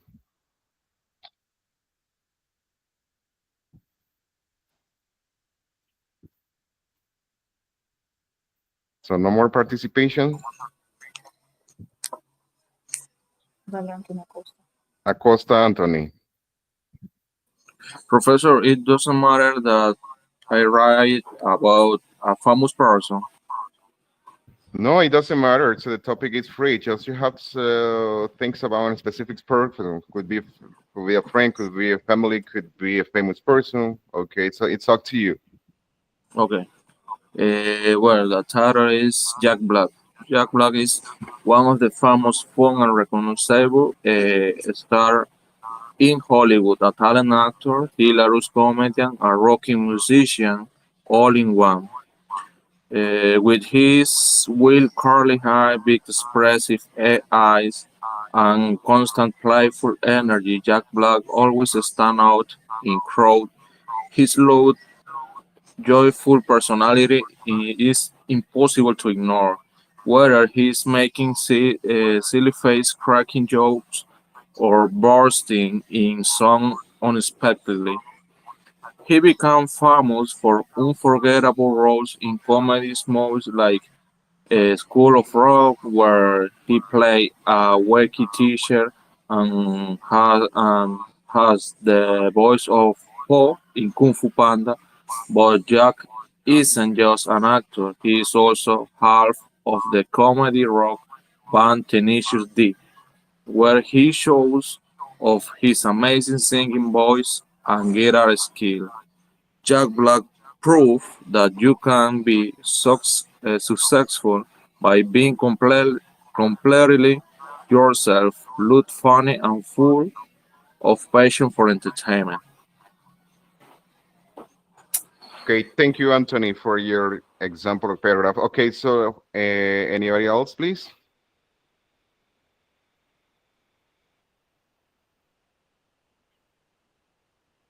Okay, so thank you for your participation. For me, it's mandatory, and I really appreciate your participation. As I said at the beginning of the class, for me that's very mandatory, and also uh, I appreciate that your participation. So congrats for your participations, and also because you have presented an excellent paragraph here. The only things that I have shaken here is that remember, so when we are going to write a single paragraph, it's need to be precise and concise by taking in consideration the different elements, all right, of a paragraph.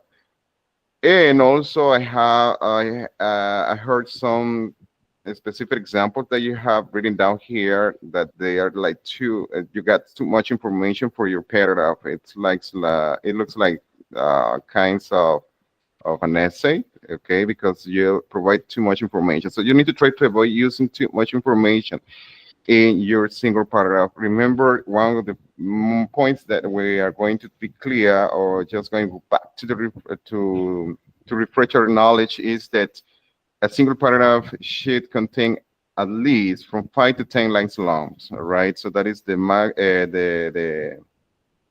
amount of sentences that we need to try to include in a single paragraph, but including the topic sentence, the supporting sentences, and also the concluding sentences. Okay. Uh, so, and also, I noticed that some of you wrote paragraphs by considering all the information that we had there from the brainstorming sections and others. Uh, Probably you go to the internet sources and found some information based on that, and you can include that information to your paragraph. So remember, one of my advice when we are dealing with this area is that you need to try to word your own, right? So for me, that is excellent. Even though you're right or wrong, so we can make the changes here, we can improve, we can help each other here by giving some tips or by applying some techniques to improve our written paper, but it's just doing our own, right? So this is my advice, and not to include too much information in your single paragraph. Remember, this is just like the introductions of this content, which is just dealing with a paragraph and also the different elements that we have. But it doesn't matter. For me, it's your example that you have provided here are excellent for me, because this is your paragraph, and this is your I would say that like your own example. So congrats to all of you. Okay, let's go with the rest of the class. So let me share here. Uh,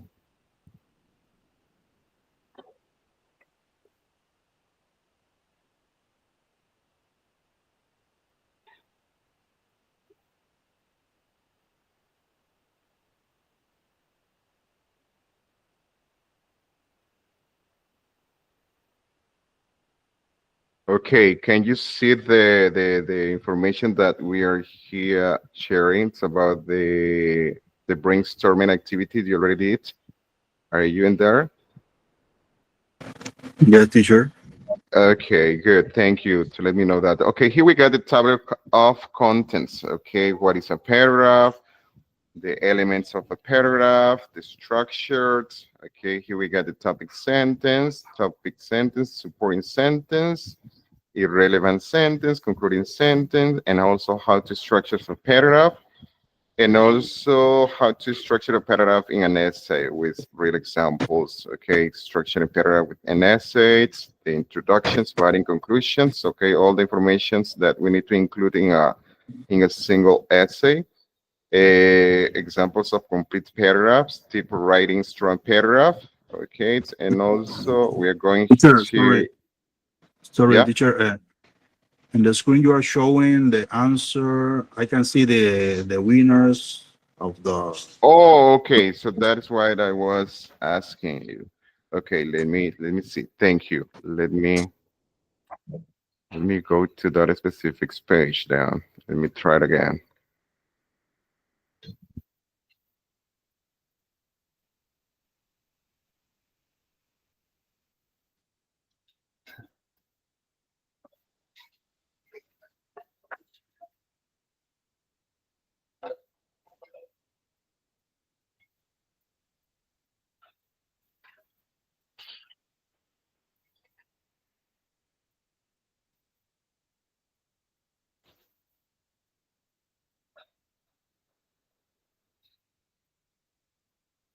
Okay, now is this the information that I'm sharing to you?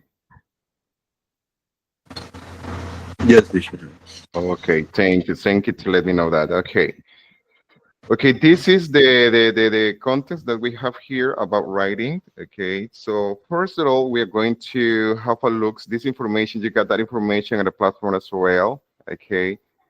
Um, okay, here we got this one. Okay, but before we go to this specific uh, content, because as I said before, you already have this information there on the platform. Okay. Let's read it, please, about this. So, a volunteer, please, that can read this specific information about what is a paragraph, please. Do we get? What is a paragraph? A paragraph is a group of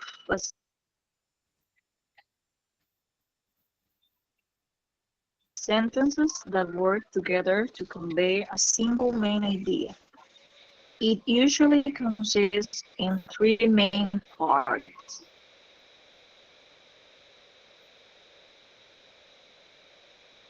The topic sentence, supporting sentences, and a concluding sentence. A good paragraph is coherent, meaning the sentences are logically connected and flow smoothly. While there is not a strict rule for what a paragraph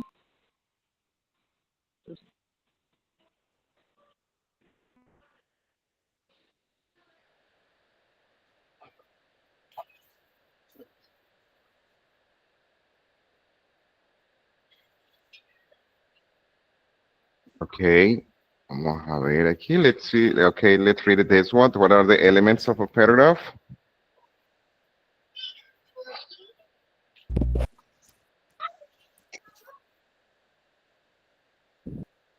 What are the elements of a paragraph? Understanding the elements of a paragraph is crucial for organizing your thoughts and conveying your message effectively. As well-constructed paragraph typically contains the following elements: unity, as all sentences in the paragraph should support the main idea stated in the topic sentence. Avoid introducing unrelated ideas that could confuse the reader. Coherence. The sentence the sentences should flow logically and smoothly from one to the next. Use transition words and phrases to help link ideas and maintain readability. Adequate development. A paragraph should provide enough detail to thoroughly explain and support the main idea. This may include examples, explanation, facts, or anecdotes. Order, the information within a paragraph should be organized in a logical sequence. Depending on the purpose, this might be chronological, spatial, or based on importance. Okay, so thank you. So let's go back to the contents of this units about what is a paragraph. Now here we got okay, the ideas that you have shared at the beginning were related to that specific definitions. Okay, it's group of sentences. Okay, that convey a single main idea. Okay, and also usually consists of three main parts: topic sentence, supporting sentence, and concluding sentence. Now we have a the idea about what a paragraph is and also what are the different parts of a paragraph, the one that we got here. And also it said here that a good paragraph is coherent, which meaning the sentences are logical, connected, and flow smoothly. Okay, so for better understanding, I'm going to show you another part of this specific contents. Okay, let me share this.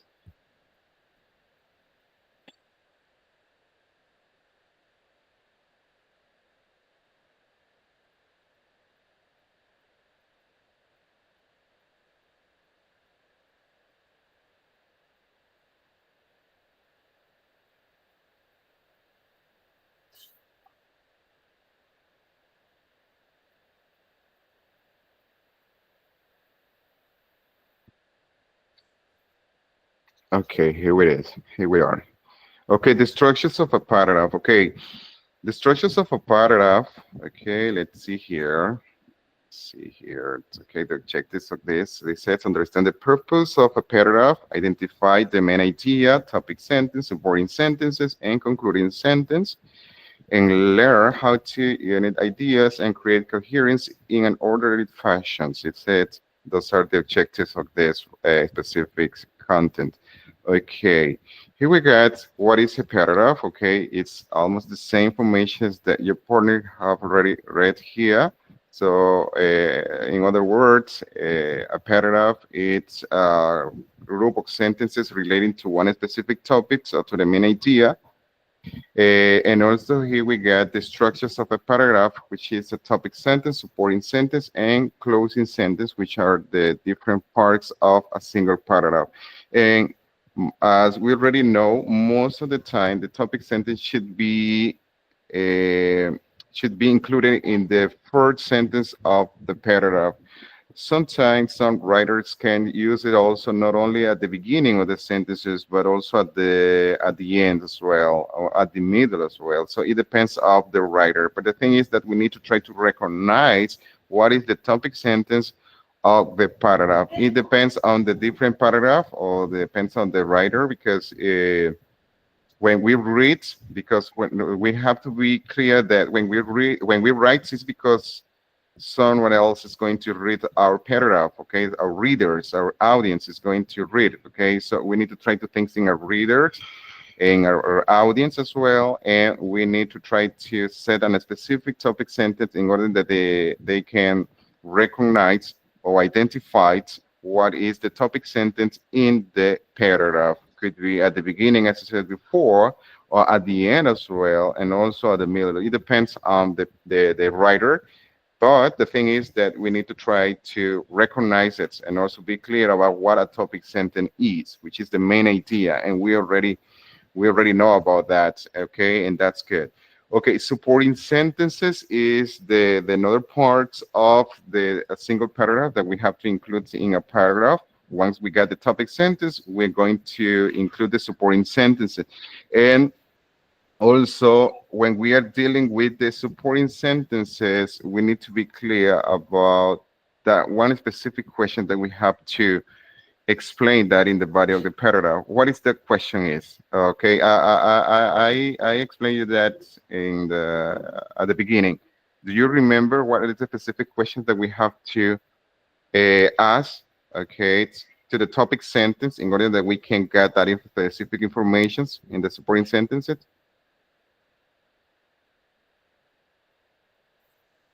What does what?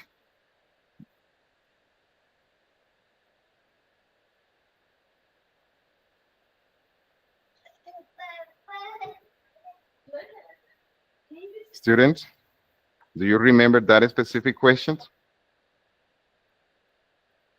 Remember supporting sentence and controlling ideas, okay? When we are going to develop those idea, okay, we need to try to have in our minds and specific questions. What is that specific question?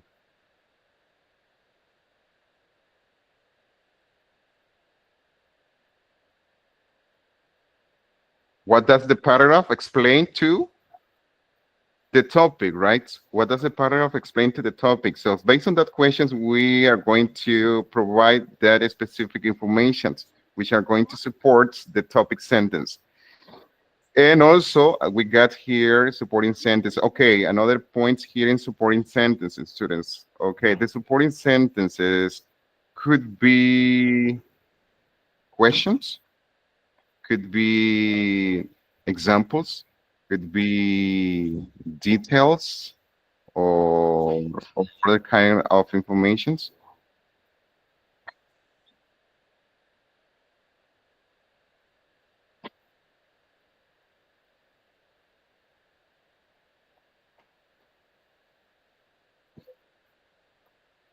What do we have to include in our supporting sentences?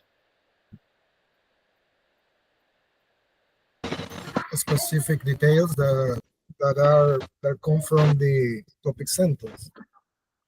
Mm-hmm. And specific details. Okay, and also could be explanations, could be details, right? All of the example, exactly. Okay, but taking in considerations the amount of supporting sentences that you can include, okay, in the body of your paragraph. And finally, here we got the closing sentences, which is okay. What is the what is the main purpose, okay, of the closing sentence? To restate what?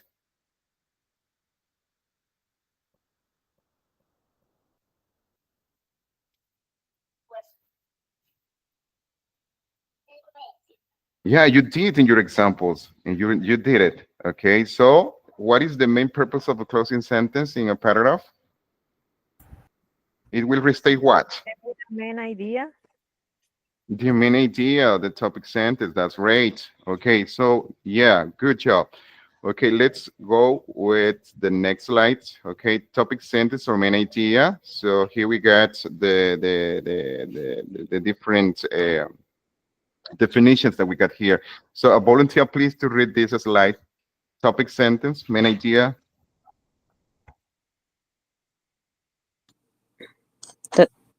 Dania, I am going to read. Go ahead, Dania. Topic sentences. Is usually at the beginning of a paragraph. Express the main idea of the paragraph. Provide additional information related to the characteristic of the paragraph, like a narrative, expository, descriptive, and persuasive. Okay, those are, what are those? Narrative, expository, descriptive, and persuasive. Kind of paragraph. Kinds of paragraph. Okay, okay, we got the narrative, expository, descriptive, and persuasive. Okay, and also we got the cause and effects paragraph, right? Okay, but okay, before going to the next slide, what is a narrative paragraph? What is the main, okay, what is the main objective of a narrative paragraph? Narrate a past event. Okay, narrate an event, past events. Good job. What about the expository paragraph?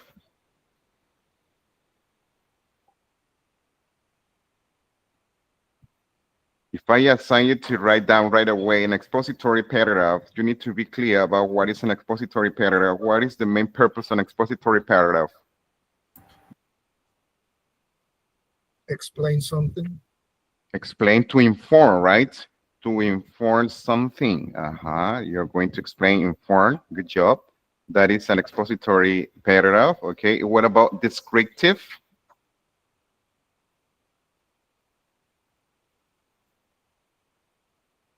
is when we make a description about someone or something. That's right. You will describe someone or something. Persuasive.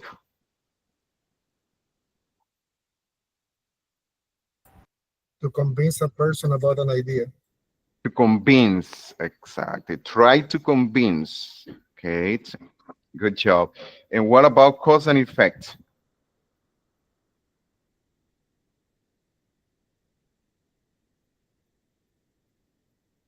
We don't have it here, right? But that is another example of paragraph, cause and effects paragraph. What is the purpose of this specific example of paragraph? It's like Demonstrating. to make a conscience about a problem or situation. Yeah, that's right. It states a cause and also its consequences. That's right. Good job. So I really appreciate your opinion because it's mean that you're clear on this specific paragraph. Okay, and the one that you already explained or share here with the class, what kind of paragraph is that? Narrative, expository, descriptive, or persuasive, or cause and effect example? My example was descriptive. It's descriptive, yeah, because you provide information, you got information, you collect information about one specific person, right? And you will, and then you complete your paragraph. So that is kind of descriptive paragraph. Okay. So thank you for your participation. Those are the different kinds of paragraphs that we have, and also we got the same types of paragraph, like narrative, expository, descriptive, and persuasive, and cause and effects paragraph are the things that we got in an essay. Okay, so here we got to the next slide. So thank you. Supporting sentences, please. What is that? An example of, sorry, a volunteer, please, to read it.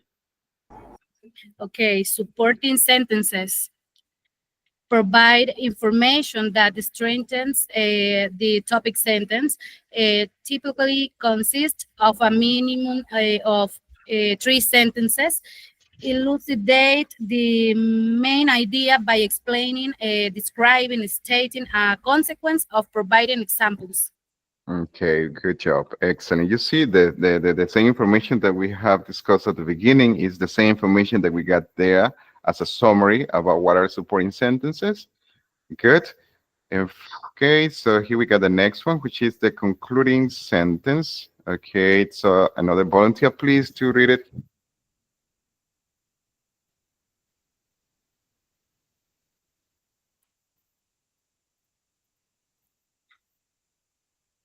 I'm going to read.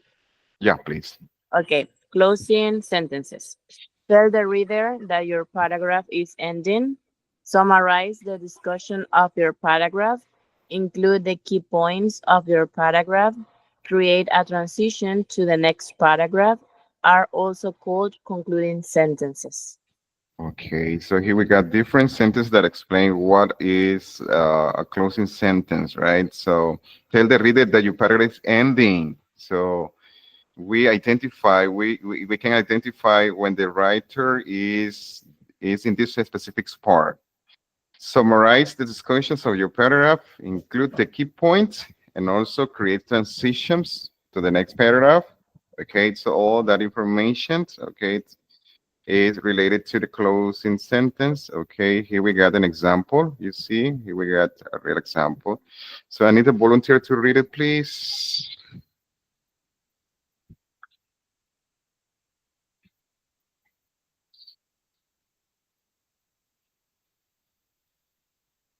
No volunteers? The teacher, my hometown is famous for several amazing natural features. First, it is known for the Withon River, which is very wide and beautiful. On either side of this river, which is 175 feet wide, are many willow trees which have long branches that can move gracefully in the wind. Also, on the other side of the town is Withon Hill, which is unusual because it is very steep. The third amazing feature is the big old tree. This tree stands 200 feet tall and it's probably about 600 years old. These three landmarks are truly amazing and make my hometown a famous place. Okay, good. So here we got a real example of a single paragraph. If you observe this paragraph, it contains like how many lines that this paragraph contains here? 8. 8. So okay. So according to the writing process, so this is the recommendations of the amount of lines that a single paragraph should contain, from 5 to 10 lines long. So here we got like 8, 9, I guess, 3, 9, yeah, 9 sentences, including the topic sentence and also the concluding sentence. So here we got, my hometown is famous for several amazing natural features. So this is our topic sentence, right? So that is placed at the beginning of the sentence. Then we start with the 5 different controlling ideas of supporting sentences. Okay, so the supporting sentence 1, supporting sentence 2, supporting sentence 3, 4, and 5.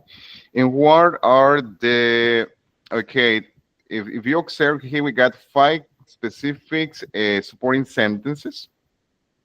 Okay. Some of them are providing examples, some of them are just giving details, or okay, it depends on the different, for example, the first one. Okay, let me see, let me ask first, let's see, Militza, are you there?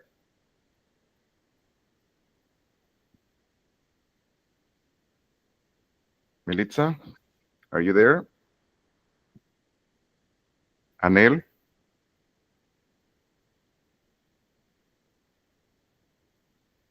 Hello. Yes, Professor, yes. Okay, Anel, could you read the first supporting sentence, please? On either side of this river, which is 175 feet wide, are many willow trees which have long branches that can move gracefully in the wind. Okay, that is the supporting sentence number 2. Okay. What kind of supporting sentence is that? What specific information is providing this to the topic sentence? It's describing. It's describing. Yeah, it's describing. It's giving information, providing information about the main idea. Okay. So let's see number 1. So thank you. Hector, could you read number 1, please? Supporting sentence 1.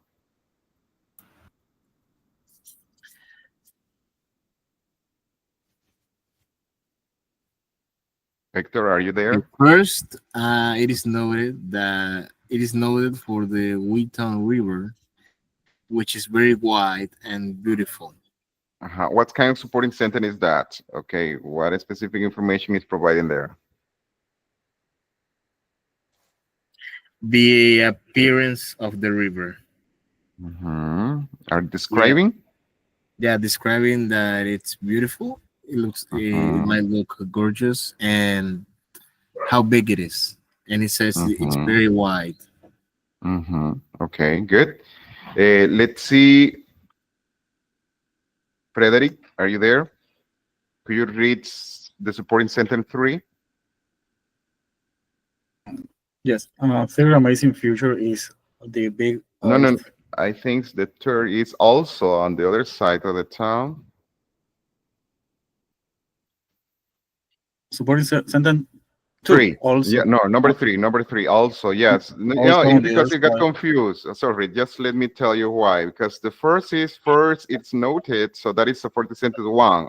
On either side is number 2, and also on the other side of the town is number 3. That is the one that you have to explain. Okay.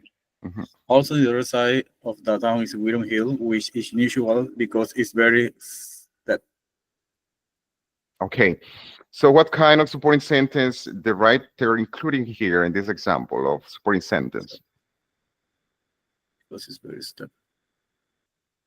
I think expository. No, this is not, no. This is not the kinds of paragraph. This is to identify the kinds of supporting sentence. Is that, okay, it's in that examples of supporting sentences, providing examples, giving details, or explanations. It's based on explanations. I think it's giving explanation. Yeah, that's right. Good. So that's what we are doing here. Just identify the types of supporting sentence. Okay, number 4. Let's see. Let me see, because I got your names here. I can see your names in the. Okay, Anthony. Wait, we got 2 Anthony. Anthony Nunez. Anthony, could you read number 4, please, and explain us about what kind of supporting sentence is that? Okay, this tree stands 200 feet tall and is probably about 600 years old. I would say that is a description. As well.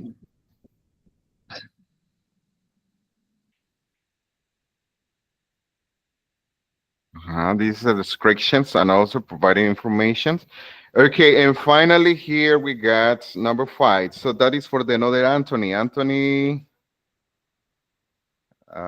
what is your last name, Anthony? I got Anthony Acosta. Anthony, could you read the last one, please? Supporting sentence number 5. Okay, number 5. These 3 landmarks are truly amazing and make my hometown a famous place. Okay. It No. is Wait. closing. The one that you have read is not the supporting sentence number 5. Okay, so the ones that you have to read is these 3 stands 200 feet. Okay, I think Anthony, you read this specific example, right? These 3 stands 200 feet tall. Yes. Is it? Yes. So the ones that you have to read is number 4. Then Anthony Acosta. The third amazing feature. Okay. Yeah. This tree stands 200 feet that tall and is probably about 600 years old. Okay, This this is one. description. Yeah, The Anthony. number 3. Yeah. No, the 4. It's because we got the example Okay. here at the end. So the one that you have to read is this one. Yeah. The Please. third amazing feature is the big old tree. Okay, what kind of supporting sentence is that? Is giving examples, giving explanations, or describing?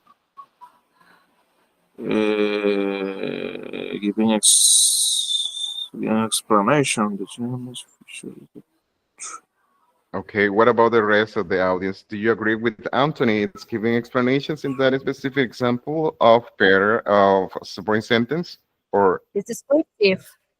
it's descriptive? I think it's Okay. giving Giving details. Oh, okay. And also it could be big old tree. Okay, so here we are giving also descriptions. Okay. And finally, concluding sentence. Let's see. Marely, are you there? Could you read the last part of the concluding sentence?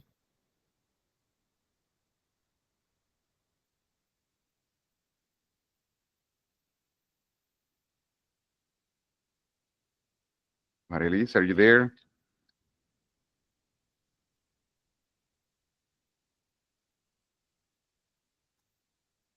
Gustavo? Yes. These What three do we land send? Please. These 3. Okay. Any of you? Okay, both could be. Okay. are Let's see. Marlenis, creo que es, ¿verdad? Sí, Marelis. Mareli, go ahead, Mareli. Sorry. Marelis.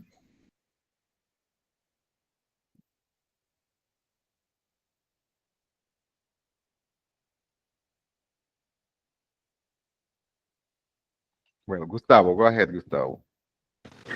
Okay.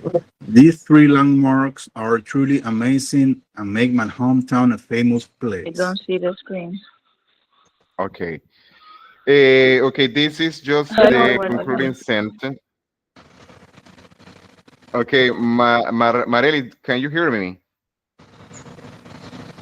Yes, Professor.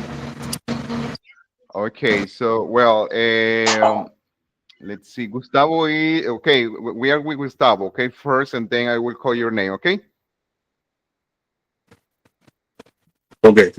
Okay, Gustavo, okay. The thing is that we have here the concluding sentence. Okay, these three landmarks are Plimacin and make my hometown a famous place. Okay. Once you read this information, okay, the questions is, what do we have to include in our concluding sentence once we were considered to complete this? Well, based on this example, the one that we got here, uh, let's suppose Topic. if we don't have the concluding sentence there, just suppose that, right? So these three landmarks are truly amazing and make my hometown a famous place. Do you consider this is a good concluding sentence? Yes, teacher, because it's an outline of the principal paragraph. Which is what? Okay, the one that we got here in the okay in the first sentence, like my hometown is famous for several amazing natural features. So that is what? What is that? My hometown. The first line. The reference to the topic sentence, no? That's the topic sentence. So, does the topic sentence is related to the concluding sentence, the one that we got here as an example? Yes, it is included. These three landmarks, my hometown is famous for several amazing natural features here. The three landmarks are truly amazing and made my hometown a famous place. So it restates here, okay, it's as a briefly summary about what is your topic sentence about. Topic sentence, exactly. Yeah, that's right. Good job. Okay, so thank you so much. So you see, you are experts. You already know about how to write down different kind of paragraph, and also what is a paragraph, what is a paragraph, and also what are the different elements that we need to include in a paragraph. And we know how to identify those different kind of informations in a different paragraph. So we're going to the next slides. Okay, so thank you for your participation. Okay, so here we go to the next slide, which is this one. Okay, a volunteer, please, to read this example. Sorry. Okay, it's not necessary because this is just the information that we already described there. Okay, the paragraph outline, please. The paragraph outline. Paragraph number 1. Topic sentence. Main idea of the paragraph. Supporting sentence number 1, supporting sentence number 2, supporting sentence number 3, and closing sentence. Or could be more than 3 supporting sentences, like the one that we already checked here in the 4 examples of paragraph. Okay, good. Okay. Go ahead, please. Could you read it, please? Paragraph outline examples.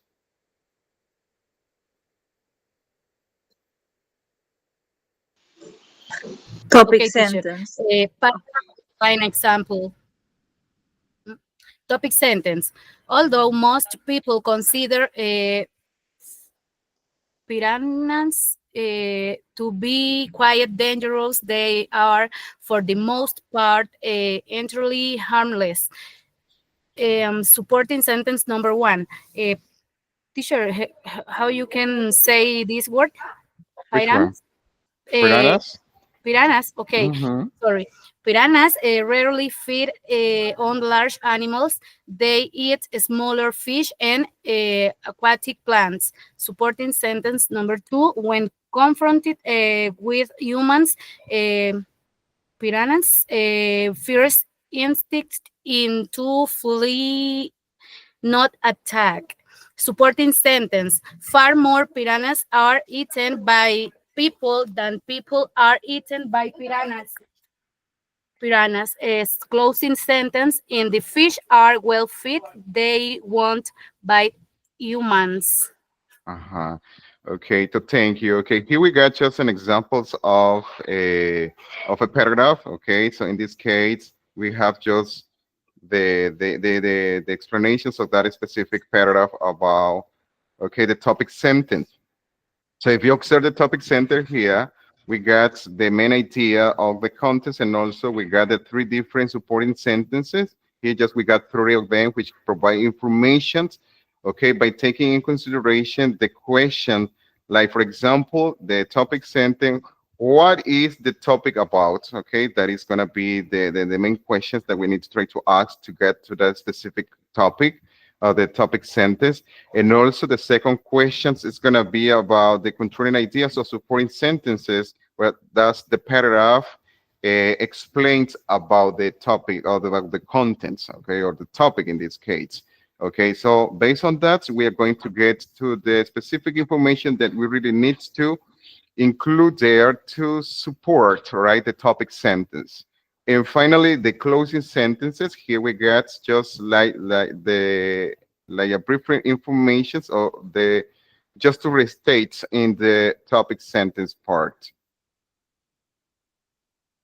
Okay, as a summary, here we got, right, topic sentence. So please, a volunteer, please to read these information about the summary.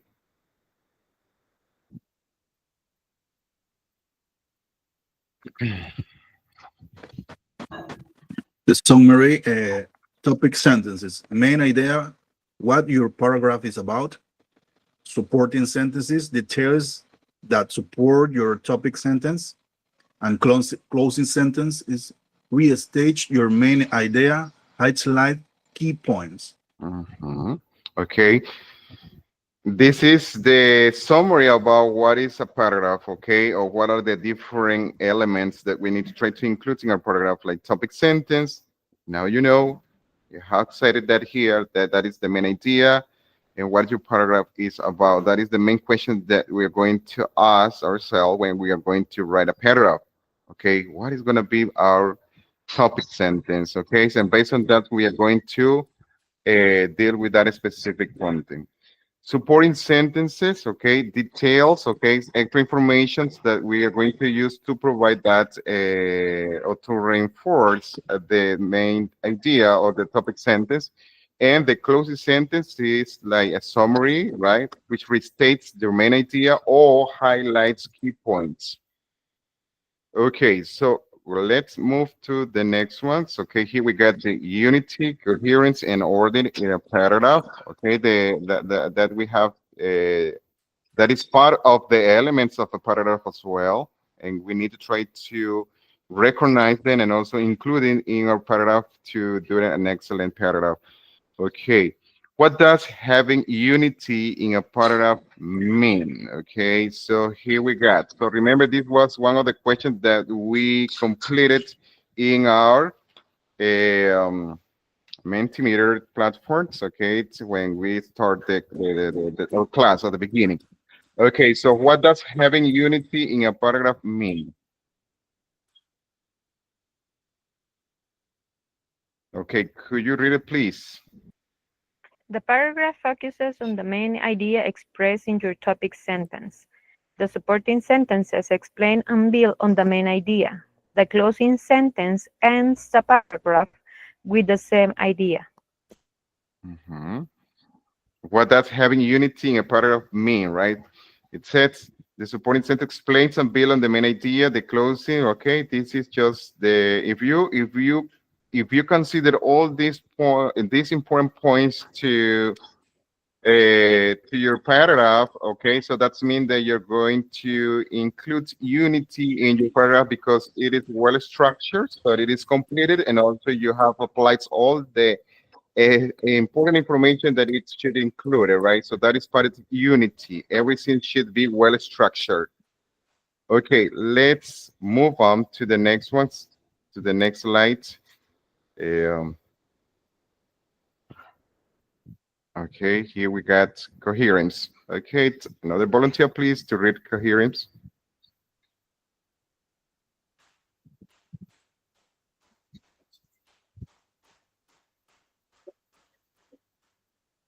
What is coherence in a paragraph? It It establishes establishes Go ahead, please.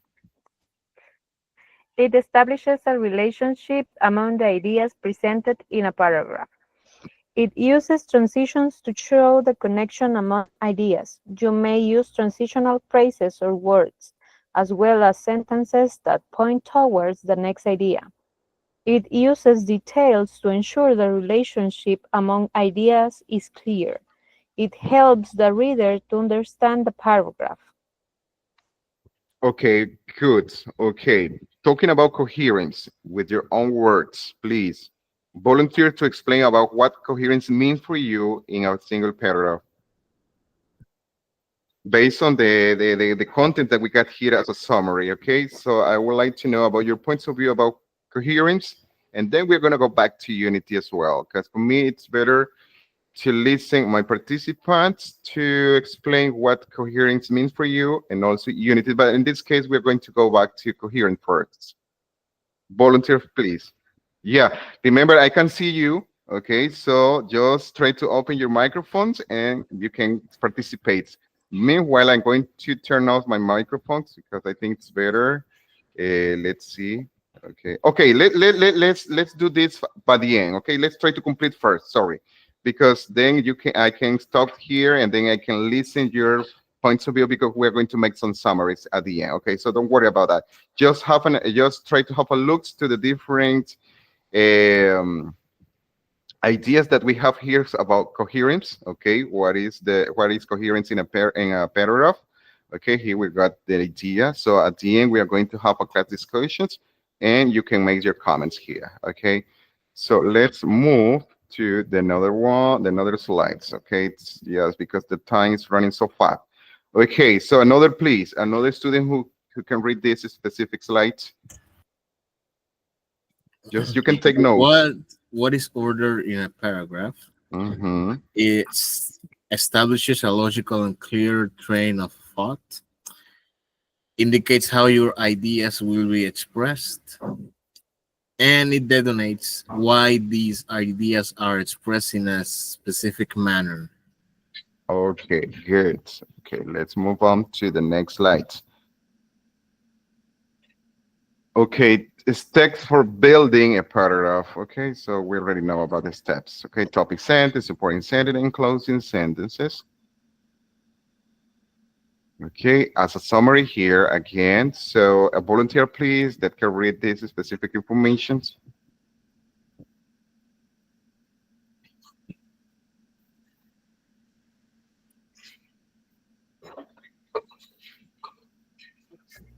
Unity keeps the main idea on track. Coherence establishes a logical relationship among your supporting ideas and your main idea. Order provides a logical train of your thought. Okay, good.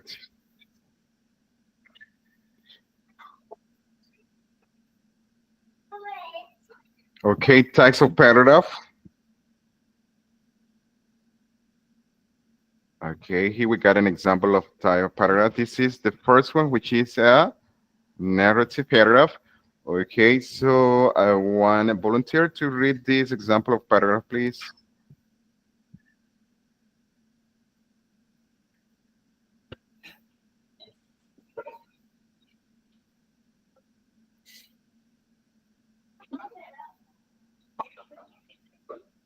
Please, not all at the same time, please. Just a volunteer.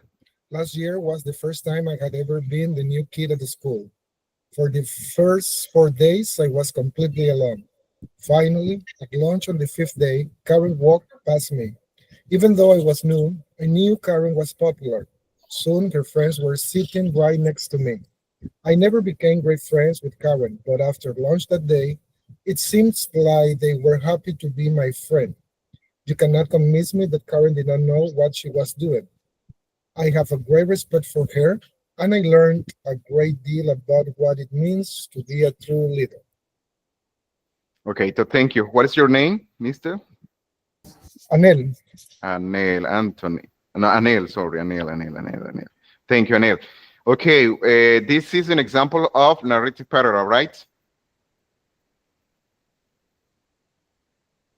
Okay, so now let's see another example of paragraph, expository paragraph. Okay, please, another student who can read this example of exploratory, sorry, expository paragraph. It's the one that we got here, expository paragraph.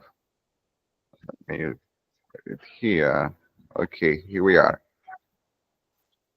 Inform the reader about subjects of your choice. Example, could you read example, please? July 16, 1969, the Apollo 11 spacecraft, let me zoom, spacecraft launched from the Kennedy Space Center in Florida. Its mission was to go to the moon. The crew consisted of Neil Armstrong, Michael Collins, and Buzz Aldrin. The spacecraft landed on the moon in the Sea of Tranquility. A basaltic flood plain on July 20, 1969. The moonwalk took place the following day, on July 21, 1969, at precisely 10:56 EDT. I don't know what's. Commander Neil Armstrong emerged from the lunar module and took his famous first step onto the moon's surface. He declared, "That's one small step for man, one giant leap for mankind." It was a monumental moment in human history. Okay, so thank you. This is a real example of expository paragraph. Okay, so remember the main purpose of this kind of paragraphs is to inform, right? To inform the readers, okay, about a specific topic.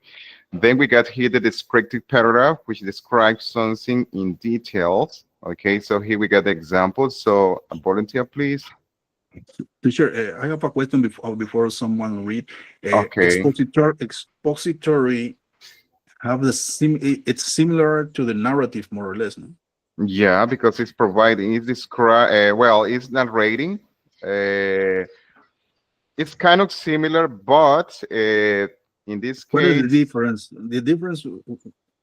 what is the difference of the narrative and the expository? Well, the narrative is because you will narrate some past events, right? So you're going to go back to the past because that is going to be the main tense, and you will narrate something that happened. And expository is because you're going to inform to the readers about a specific topic. So I think that is the difference among them. Because you're going to state in the narrative, you will state in the past, so you will narrate an event, okay? It's something, depends on the topic. And in an expository, because you're going to inform, right? To inform to the reader about something. Okay, this is the difference, okay. Yeah, that is the difference. Yeah, because if you're going to narrate something, it's because you're going to focus on the past. So you will narrate some event, and a specific event depends on the topic. And an expository is because you're going to inform to the readers about something. It depends on the topic as well.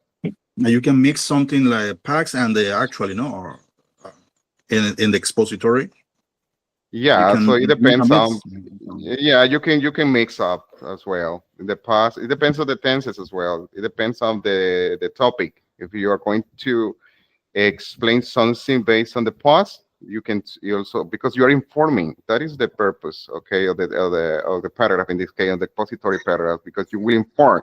You're going to illustrate to your readers about something. Okay.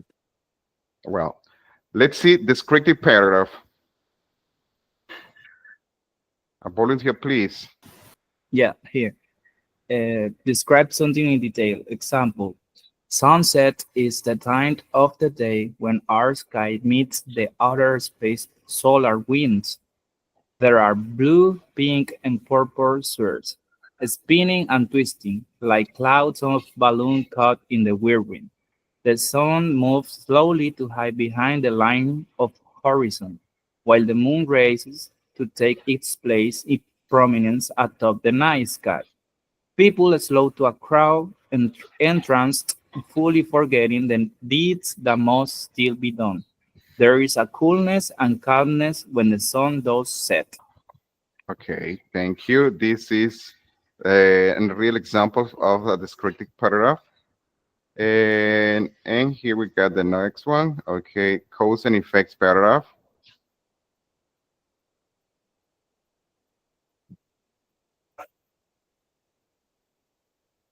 Who wants to read this paragraph? Me, Professor. Mhm. State a cause of sick or consequence affects example. The lack of rain and snow has a horrible effect on farmers. With no rain their lands dries up and it is very difficult to grow anything. When the crops fall, the farmers do not have any choice but to get a second job. In order to make the money they need, farming is a full-time job, and with the second job, farmers are overworked, stressed, and even depressed. Many farmers end up selling their land, and is why when there is no rain, you'll notice that most of the farmers are upset. Okay, good. Okay, here we got the different kinds of paragraph, and finally the persuasive paragraph.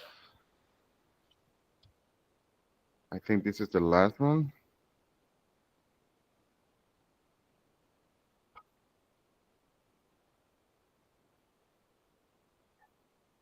Hello, any volunteer to read this kind of sample, please?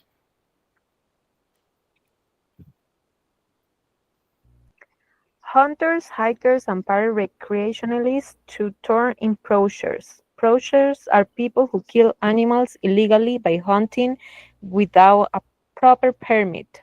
Not only is it cruel to leave an animal carcass, but it can also spread disease among other animals. That is why it is important we turn poachers in. The first thing can be done is calling the authorities.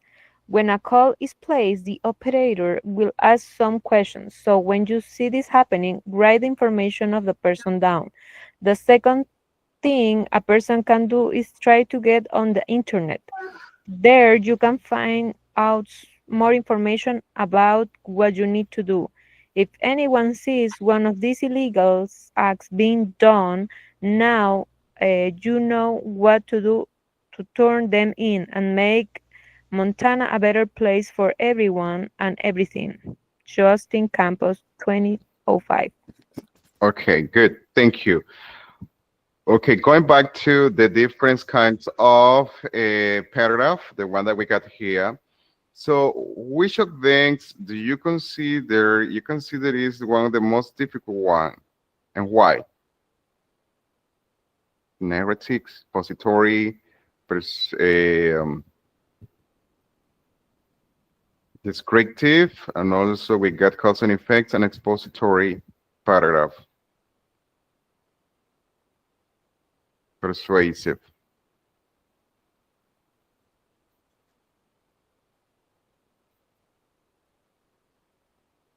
Okay, guys, do you have any questions so far based on these slides?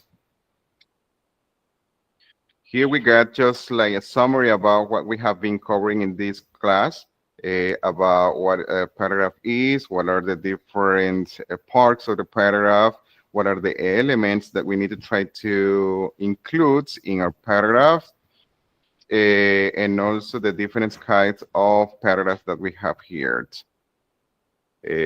Okay, so let me stop here because we are going to interact here among us based on this summary. Okay.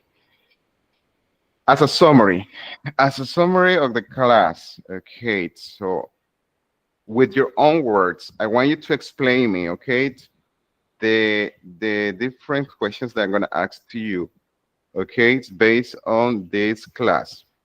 First, what is a paragraph? Let's see, Anel Diaz.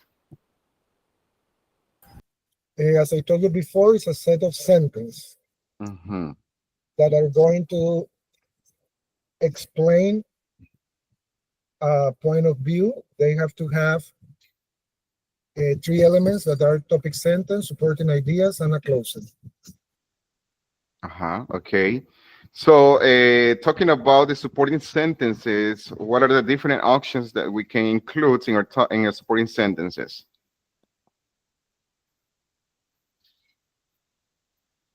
Anil? Sorry, the different? Okay, the different options that you have to include there in the supporting sentences, because remember, when we are going to write down the topic sentence, we have a specific question to ask, to go to the specific topic. What is what is the question first? What? Yes, the what, right? What is the topic about? Okay, talking about the supporting sentence, what is that specific questions that you're going to ask yourself to get that specific information that support your topic sentence? You mean if the supporting sentences really support the principal idea? Yeah.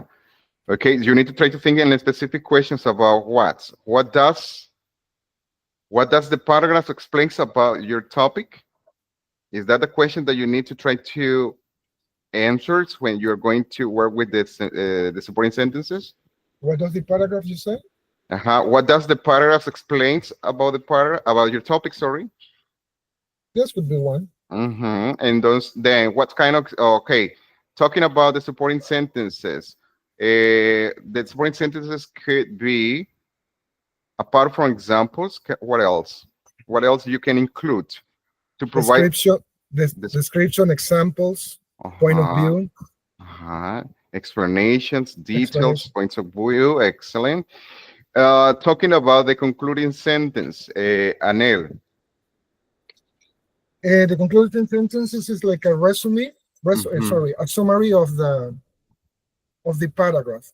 That can be, as I told you, a summary, or it also can be a personal opinion about the topic sentence. Excellent, Anel. Thank you so much for your answers, for sharing your ideas with us here in class. Excellent. Welcome. Let's see, Anthony Acosta. Anthony.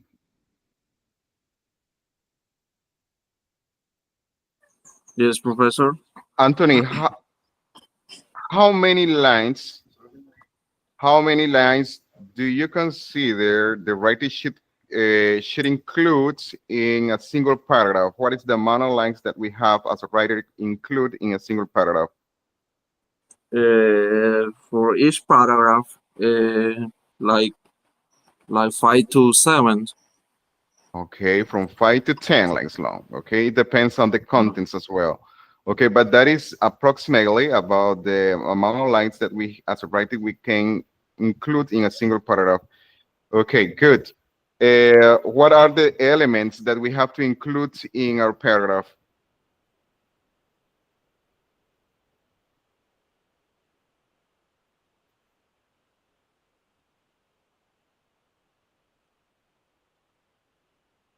Anthony Acosta.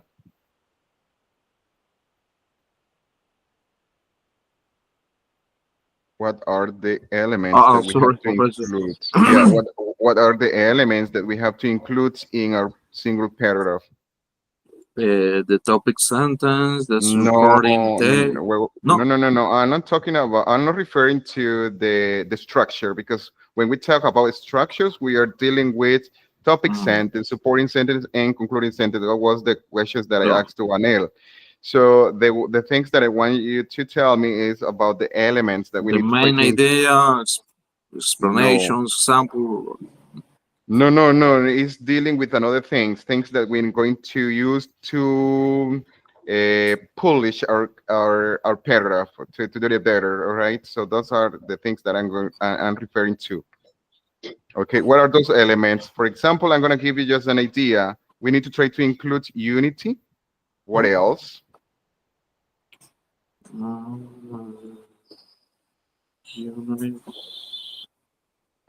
Unity.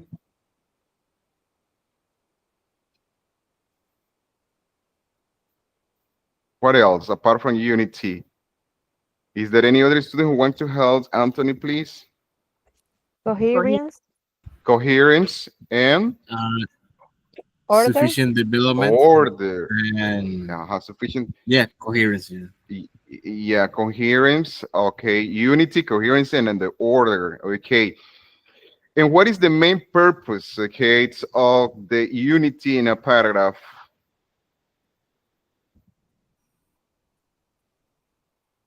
So the main ideas are connected.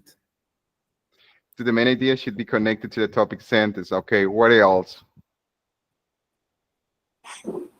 That the paragraph has a nice pace Uh-huh. to a nice pace to how it is narrating And also or because it need to be, explaining.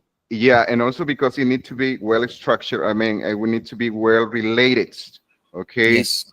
to the topic sentence, supporting sentence, and also the concluding sentence. If we got all that information included in that word and that in that specific paragraph well organized, so that's mean that we keep a good unity in our paragraph because everything is well organized, is well structured, and also have like, for example, everything is related to the top to the main topic, okay, including all the different structures of the paragraph, separating sentences and also concluding sentences. So there we keep a good unity in our paragraph. Okay, good. What about coherence? Okay, this is not just for Anthony, this is for Militza, coherence, please.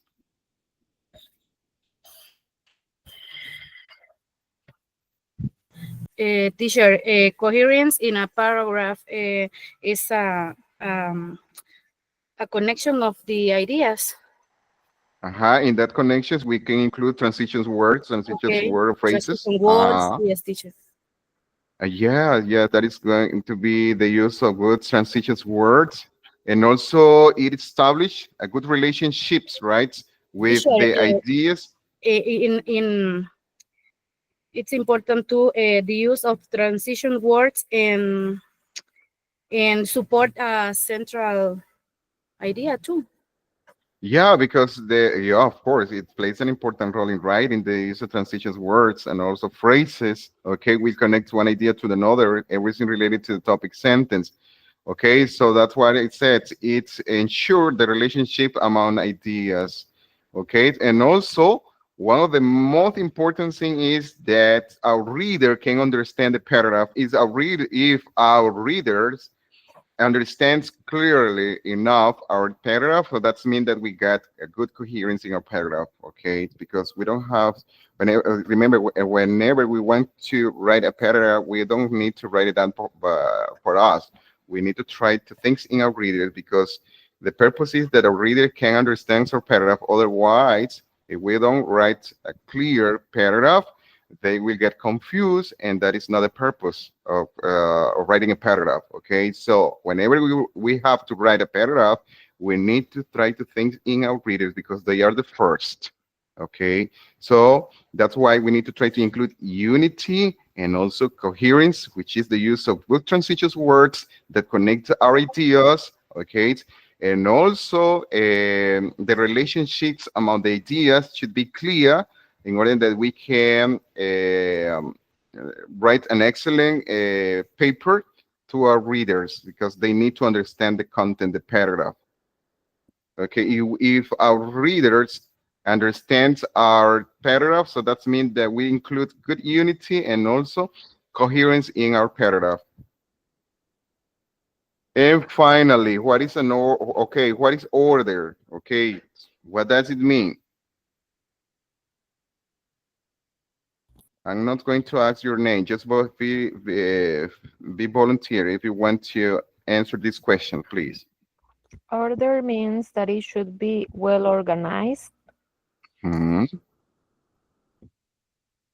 Yeah, also indicates how your ideas will be expressed, right? In a specific manner. Okay, so that is the order. Establish a logical and clear train for thoughts. Okay, that is what the order means, and that is part of the elements of in a paragraph. Yes, taking in consideration those kind of informations which are very important when we are going to write a single paragraph. It doesn't matter what kind of paragraph we as a writer we are going to write.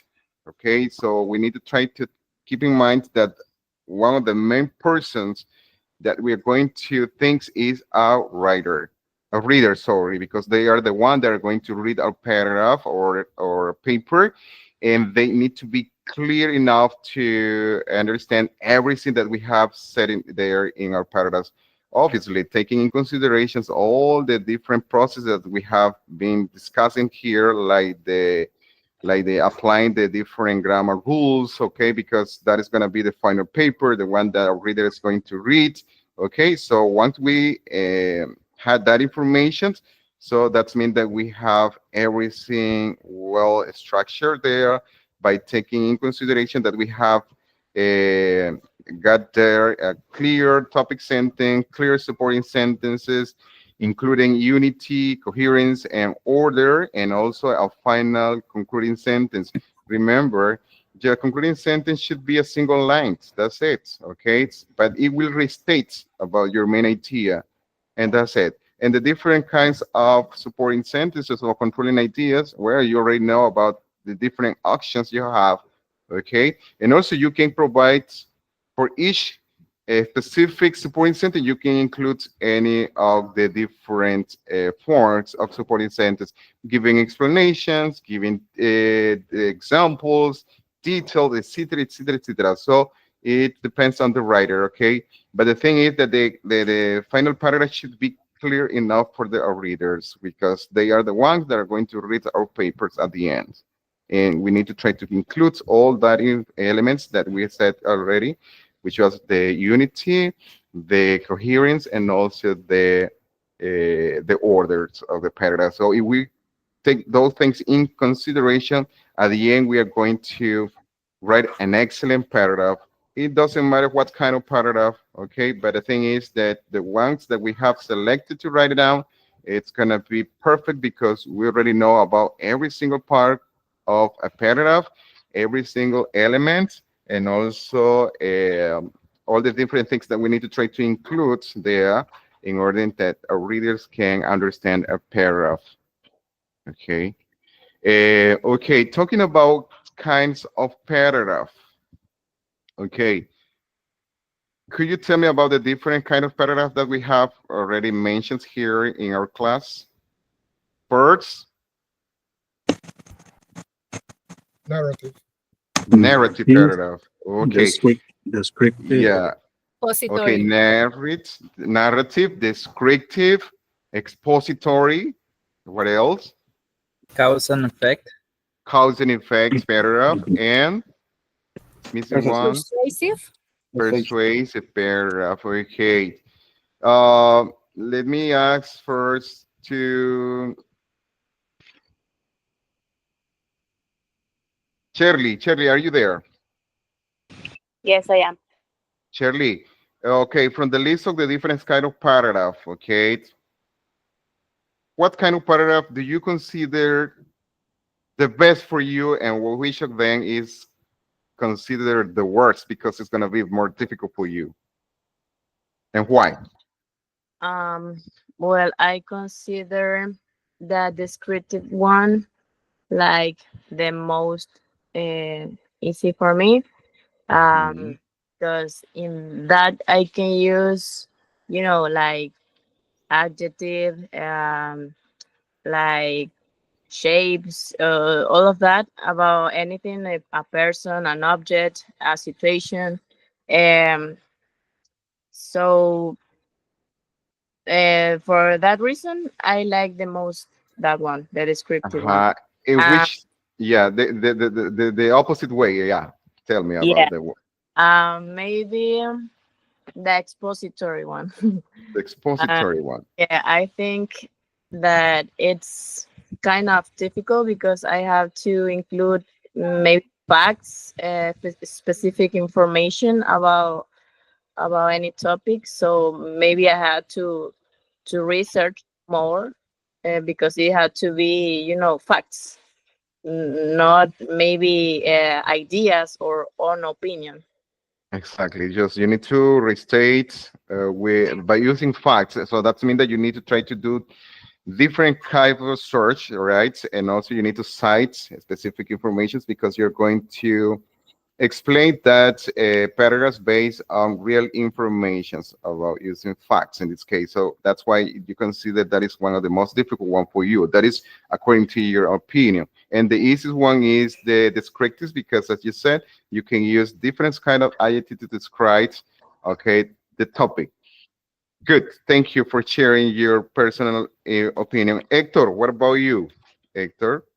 If you have to select one of these kind of paragraphs, the one that we had here, which of the paragraph will you select and why?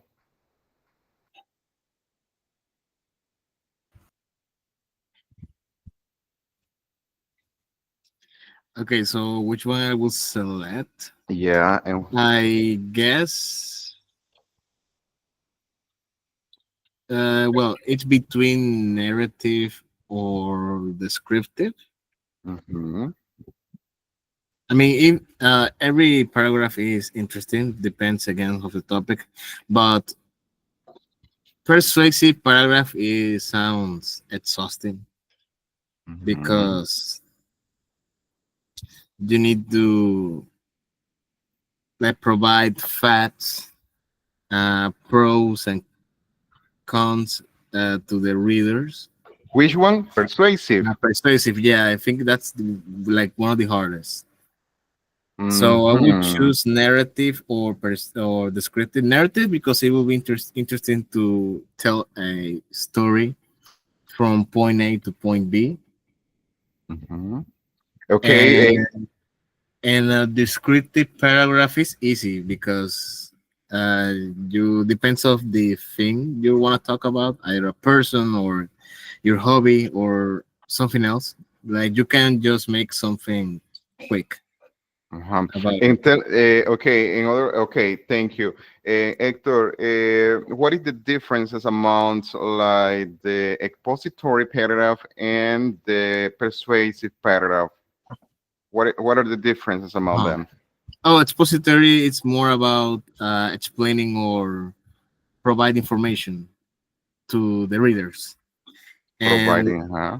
persuasive is persuasive also has information. Yes. Mhm. It Yeah. also must have information. Again, like pros and cons. But those pros and cons are to convince a reader to agree with an opinion of something, or if you wanna convince them to sell or buy an item or something like that. Okay, good. So that's the main difference between the two of them. If you had the opportunity to write down a specific paragraph like the one that I mentioned before, persuasive or the persuasive or the expository paragraph, which of the two options would you select?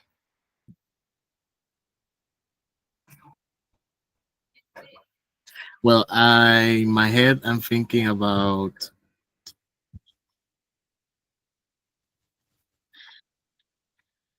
maybe I'm thinking about for let's say a persuasive a Mm-hmm. movie I saw, but it's an Mm-hmm. underrated movie, like not a blockbuster movie that not a lot of people are talking about. Mm-hmm. Like, and well, I got lucky to saw the movie to see the movie, and I thought that was great, but not a lot of people are talking about it. So I will make something persuasive. Yeah, So Hector. try to Yeah, convince more people to watch it. yeah, because that is the purpose, right? While once we select the topic, we need to keep our mind clear about what is the real purpose of persuasive, which is try to convince the reader. If you're not convinced at the end, so you're not got successfully in this paragraph. Yes. Yeah, so I think this is like a challenge. Okay, when we have to persuade someone about a specific topic, so that means that we are going to use different strategies in our paragraph because the purpose is to try to convince the reader. If we don't convince the reader, so that's mean that we are not doing well in that specific paragraph. So we need to be clear enough about those kinds of paragraph. Okay, so thank you so much, Hector, for your explanations. Excellent, good. So that's mean that Thank you you, are clear Professor. enough in that one. Let's see, Marelis, are you there, Mareli? Yes, Professor, I'm here. Mareli, have you ever worked with cause and effects paragraph before? Mm, not, Not yet. no, not yet, Professor. Okay. What about the descriptive paragraph? Yes, the scripted paragraph, well, I guess that is the easy one. The easiest one, right? So because you have Yes. to use different kinds of adjectives to describe the objects. For example, one of the let's see, we can describe or we can write on a specific topics. Okay, like for example, if I show you this pen here, I would say, well, try to have a look to this pen, and I want you to this to write down a specific paragraph based on this object. So what you have to include is just to describe description. You will describe the pen here, the color, the size, everything that you want to you considering important information to include in your paragraph based on this specific object. So it's I think that is one of the easiest one, okay? Because students can concentrate on the objects, and just in case this is the example, and you will describe it. You will talk about it. All right. Good. Excellent. Excellent. Excellent. Okay. So, do you have any questions so far, guys, about this specific information, the content that we have been studying here? Okay. So, okay, we're gonna back here. Okay, guys. Next Sunday, we don't have online classes, right? No, we don't. No, No, we don't. we don't. But that's me. Okay, so it's mean that I'm going to assign you some tasks. Okay, at a platform that you can do it. Okay, but we have classes. When do we have classes again? June 1st. June 1st. So we have another class. So in that class, we're going to work with the rest of the material that we need to try to cover in class. And the last one is gonna be when is the last date? It's June 8th. Yes, Professor. Yeah. Yeah, So June 8th. so that's mean that we are not going to have online classes here. Okay. So okay. So just we have to see us again next. Okay. The June 1st, I guess, right? I think that is Yes. Sunday. Yeah, okay. So we're going to see that. So in that day, we are going to cover the rest of the content, okay, that we have. But as I said before, I will assign you some tasks to do it, and you need to try to upload that information at the platforms. There you will get the instructions, okay, about all that information that we have been studying here about the paragraph. You see the contents that we have been covering here about paragraph. It's not a difficult topic. It's just a topic that we are familiar with because we have been working. Most of the students here have that experience before doing this kind of paragraph. Okay, just we refresh, as I said before, we refresh our knowledge about these different contents, about the paragraph, about the structures, about the elements, and also the different kind of paragraph that we have been discussing here in class. Okay, so for every single paragraph, we have to include the same information. Okay, so we don't have to miss any important information that we need to try to include in a paragraph.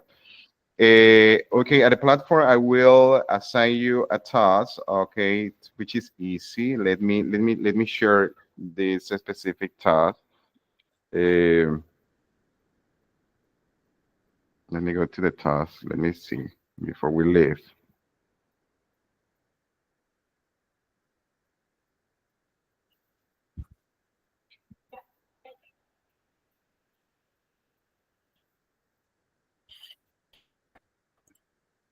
Okay, so anyway, I will invite you to read okay, the material that we got there in the platform, okay, because we didn't discuss this in class, just we tried to express our ideas. We explains about like the slides that I show you there, and you participated and you explain with your own words about what are the different parts of a paragraph, and you're right. So that is what I really liked when students said something that they say, well, teacher, this is the information that I got from that specific topic, okay, and that is real because I don't like students can read something from any specific book or from the internet, and that is information that you will explain here in class. No, I like my students express themselves, okay, using their own knowledge, okay, their own ideas. Um, okay, let me go there. Let me see here.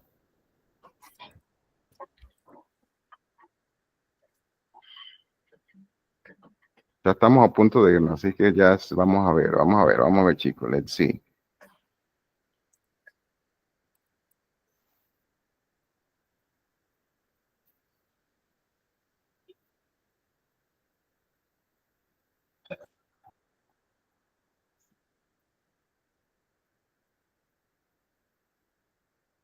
Esta no es la información, déjame ver aquí.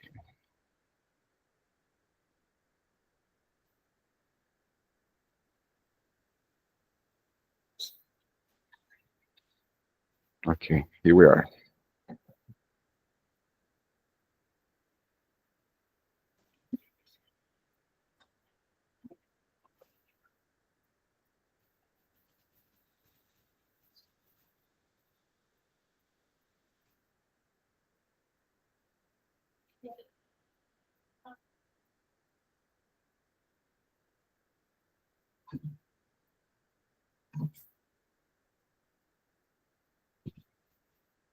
Okay, can you see the content? Yes, teacher. Okay, good. Okay, so here we go. So you have a lot of information here about that. So we're going to cover next class. Okay, so we're gonna go just to the summary, but I would appreciate you can have a look to all these informations. Okay, just to have an idea what we are going to cover next section. Well, here I'm gonna send you some specific tasks. Let's see the tasks you're gonna use. Okay, you're gonna do for this class. Let me see. Let me go to the topic. Okay, this is easy for you guys. Class words, 10%. It's just the best topic sentences to complete the paragraph. Okay, so I want you to do this. Okay, so as I said before, this is going to be easy for you because you're experts now. Okay, and this is going to be the task that I want you to complete it and allow that to the platform. Okay, so I need to try to allow that information there, but also I'm going to include another kind of task, okay, related to the content that we have been covering in class, because as I said before, this is too easy for you.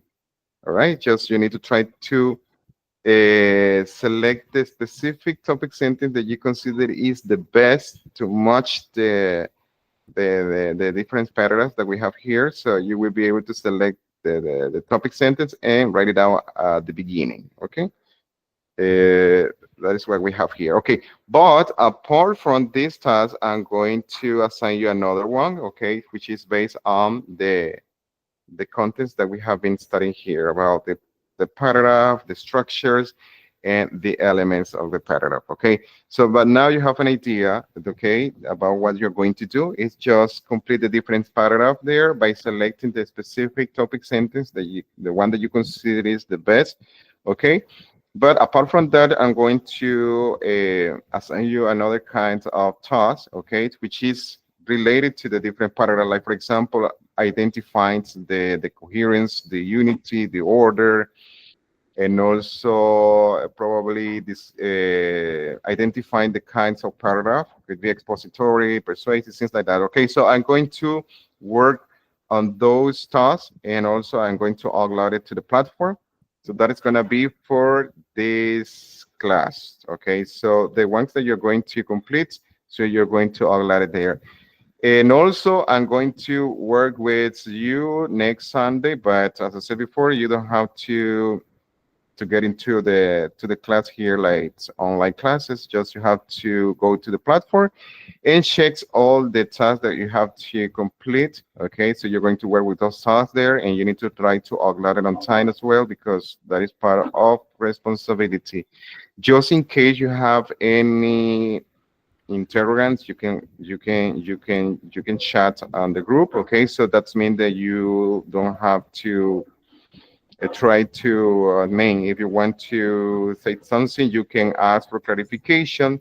Okay, you can, here we got our group, WhatsApp group, so you can chat whatever you want based on our contents, just in case you have any interrogants. So feel free to call me or chat. Okay, there in the WhatsApp group. Okay, just to clarify any